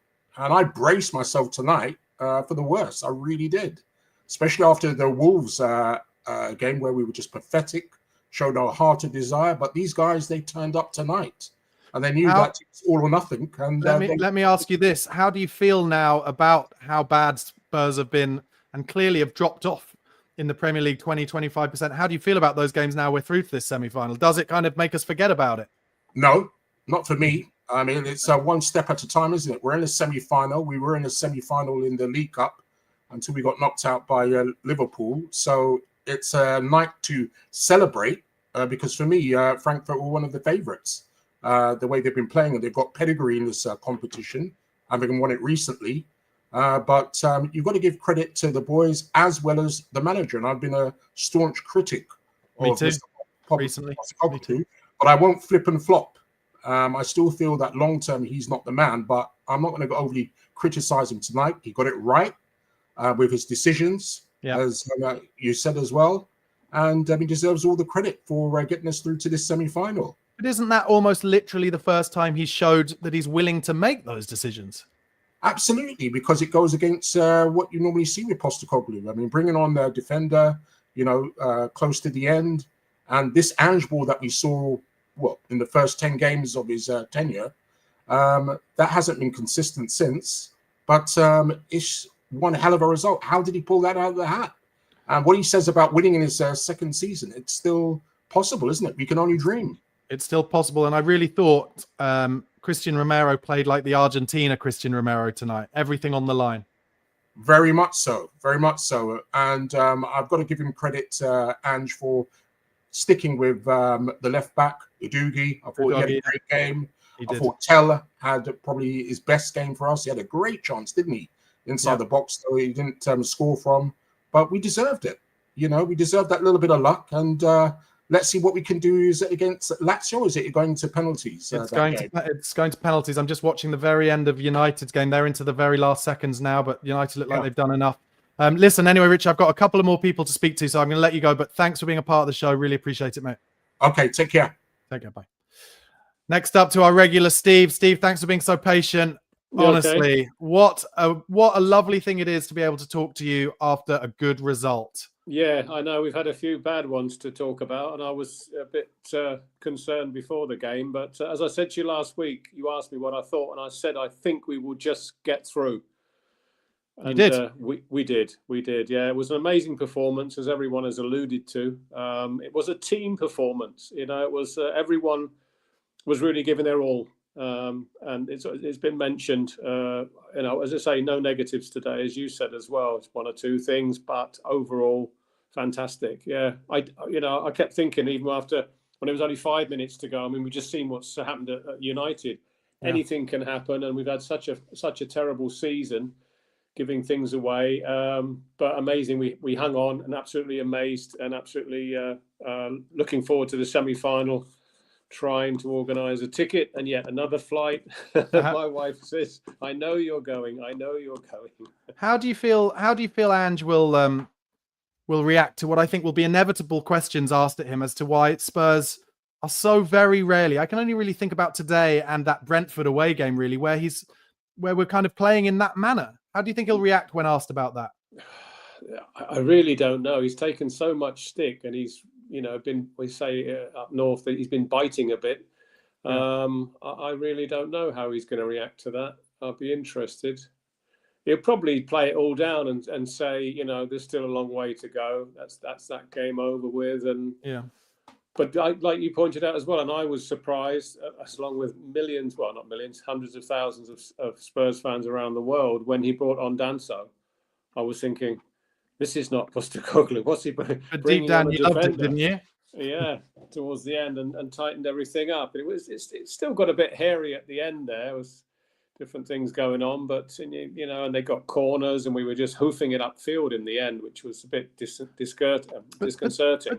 But like I said, I just feel like how many times do we see other teams do that against us, and yet when we have the ball because they've hoofed it up to us, I never feel like we're going to score. And actually, like I said, if you're a neutral watching tonight, I'm not sure you'd have felt Frankfurt were ever going to score.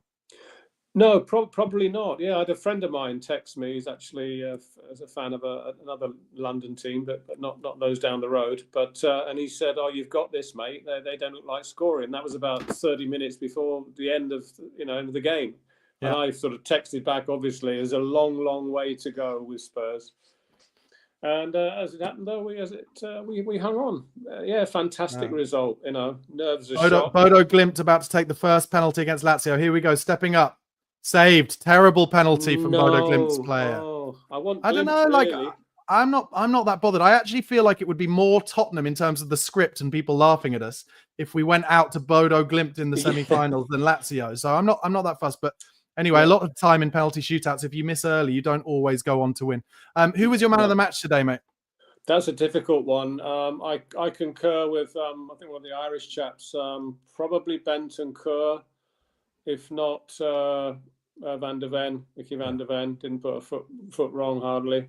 What a player. Yeah, very, very impressed. Good penalty from Solanke. I did mention the other day that, he's not scoring, but he doesn't get the service. Yeah, but he took it well. Huge pressure. I just thought we did so well in that stadium. I'm really happy for all the fans who went, and obviously Chris Cowlin. Yeah, that he went all that way and didn't get disappointed. I'm pleased too. A very cold, rainy night against all the odds. As you said, almost as good as the Champions League semi-final in Holland.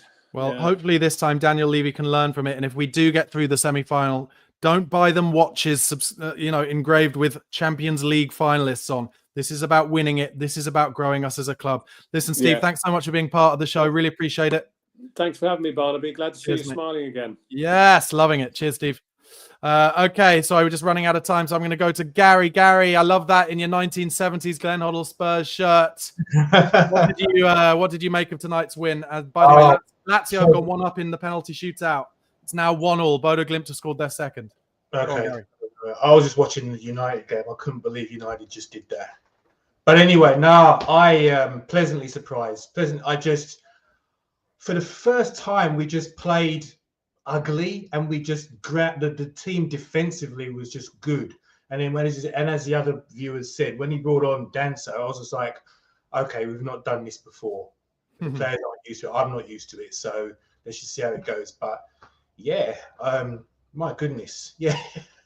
I'll sit here and say, yeah, I was wrong. I didn't think we'd go through. But I didn't either. Listen, I'm happy to throw my hands up. I didn't think we would go through because I didn't think Ange was capable of allowing us to play that way. Do you think that's something that the players decided? Lazio have just missed the pen, by the way. I did say that sometimes if you miss the first pen in a shootout, it can come back your way, and it's still 1-1. But anyway, do you think Ange will have set them up to play like that if you go 1-0 ahead, or do you think they took it upon themselves? You never know. Probably a bit of both. Probably more so, yeah. We definitely. I was really worried when the team came out and we didn't have Jed Spence. Yeah, I was like, oh no, what's going on here? But no, I think it was 50. Probably 75-25 in terms of Ange. This is what we're going to do, and the players like, okay, we can do this. Yeah. I've got to say, I just laughed there because I've just seen a quote from Ange after the game, and he said this: "Unfortunately for a lot of you, you're going to have to put up with me for a little longer." Good lad. Good that he can still take a piss out of himself. That is the perfect comment for him. Really perfect. Bodo Glimp have scored their third penalty, so they're now 2-1 up. Also, that idiot Guendouzi, the ex-Arsenal player, is refusing to look at any of the penalties, so he's now front and center every single time a penalty is taken on the halfway line. I hope that comes back to bite him as Lazio come to step up for their next one. Who was your man of the match? Who really impressed you today, Gary? Bentancur. He was. I've been a lover of him. That the season that he got before he got injured, when we had Conte, he was our best player by far, and then he dropped off after the injuries. He's never been the same, but he was. I liked him today. He was just like what we just. Sorry to interrupt, mate, but Lazio have just stuck their third penalty wide. Bodo Glimp 2-1 up with a chance to make it 3-1 with the next penalty. Huge. Okay. Yeah. I don't know who I care more to play in the next round, Lazio or I don't know. I'm telling you the story. Unfortunately, the script. Do you remember in the Champions League run, everyone was like, "Oh, we beat Man City in the quarters. We've only got Ajax in the semis, and they were brilliant." And actually, I watched Bodo Glimp in the first leg against Lazio. They're a really good side. But anyway, it's too early to say. Carry on talking about Bentancur. Sorry to interrupt. No. Bentancur was for me player of the match. I just liked him. He just increased our solidity. It was good. It was good. He just was where he needed to be. Bodo Glimp now 3-1 up on pens, so Lazio need to score their last one and hope Glimp missed it, or if they miss now, Lazio are out, and it would be a Tottenham Bodo Glimp of Norway semi-final. Bodo Glimp, by the way, a proper team. So not big names, but proper, like old-fashioned, back to the days almost when Sven-Göran Eriksson was manager of IFK Gothenburg and won them the Europa League, what was back then the UEFA Cup. A proper team, no big names really, other than I think Kjær, who used to play. Oh, it's Guendouzi stepping up for the fifth pen for Lazio. I would love it if he missed this one. I would absolutely love it. Let's stay on with this. I know I'm probably a little bit delayed, but let's stay on with it. Yeah, look, I just do feel like the script maybe for opposition fans who want to laugh at us would be there if we want to lose. But do I think we could beat Bodo Glimp? Yes, I do. But anyway, let's see what happens. Guendouzi stepping up. If he misses this, then it's Spurs Bodo Glimp. Here he comes. He scores top corner, to be fair to him. So the pressure now all on the last Bodo Glimp penalty taker. How do you feel, Gary, just going into now the Premier League games? Do you agree with me? Don't play Mickey van der Ven. Don't play any of them.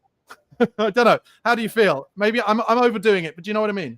No, I think you do need to play them, but play them partially. I just feel, yeah. To be fair, is kind of what he's been doing. Yeah, I don't. We just ask him for trouble if you don't play them, and then you expect him to perform when you do play them. Just need to be in a rhythm. It is the captain, Berg, of Bodo Glimp stepping up. This to put Lazio out and make it a Tottenham Bodo Glimp semi. He's blazed it over. Oh my God, the pressure. The pressure absolutely hit him. Oh my God. It's hard to imagine them coming back from here. Do you Oh actually? my God. It sounds like you prefer Bodo to face us against, or rather than Lazio. I mean, I think really you go with the odds, don't you? So you'd say that, but I'm not totally gutted either way. But is there a chance? I think could we take Bodo Glimp apart at home in the first leg? Possibly. Yes, I do. Yeah. But anyway, look, the most important thing, Gary, isn't it, is that we got it through. We got through. Let's keep Mickey van der Ven in the cotton wool. Let's just enjoy the rest of the season. That's all that we've still got a season to enjoy, haven't we, Gary? We do. But like we've got Forest next. No negatives, Gary. No negatives. Okay. We've got Forest next. Come on, you Spurs. Come on. Oh, Lazio missed the next one. Bodo Glimp have won. It's Spurs Bodo Glimp in the semi-final. Who would have thought that? The keeper saved it. One of the worst penalties I've ever seen. Tottenham are going to Norway. Erik Torsvedt, Stefan Iversen, come and support your men. Trying to think of some other Norwegian Spurs fans. Oyvind Leonardsen. What a moment. Guendouzi on his haunches crying. Gary, I'm glad you were part of this. I've got to let you go, I'm afraid. But come on, you Spurs. Thanks for being a part of the show. Really appreciate it. Thanks. Guys, what a night. Tottenham are through to the semi-finals of the Europa League where they will play the minnows, Bodo Glimp. That is not to say that is me thinking it'll be easy. It will not be easy. They've turned over Lazio and they should have beaten them about 4 or 5 in the first leg. They're like a little Bournemouth at their home ground. They're really decent there. They're a proper team. But the odds will be with Tottenham. And if they play their best, like they did tonight against Frankfurt, the chances of going to Bilbao are real. They are real. Guys, if you would like to appear on a future fan show, please email tottenhamfanchris@gmail.com. As ever, it's so important that this channel gives everyone a voice, particularly those from around the world. So wherever you're from, get in touch.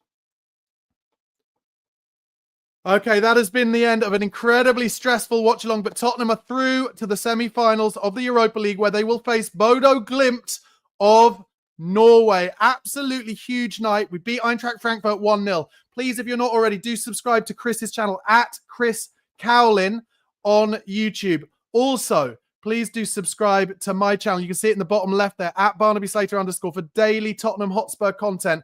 We can enjoy the rest of the season.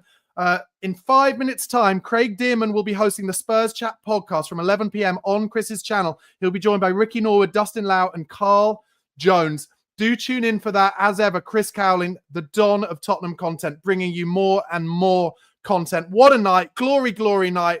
As we wanted it, as we needed it. Ange lives to fight another day. And Spurs now with a real chance of getting to Bilbao. And if we do, I'll be there. Come on, you Spurs.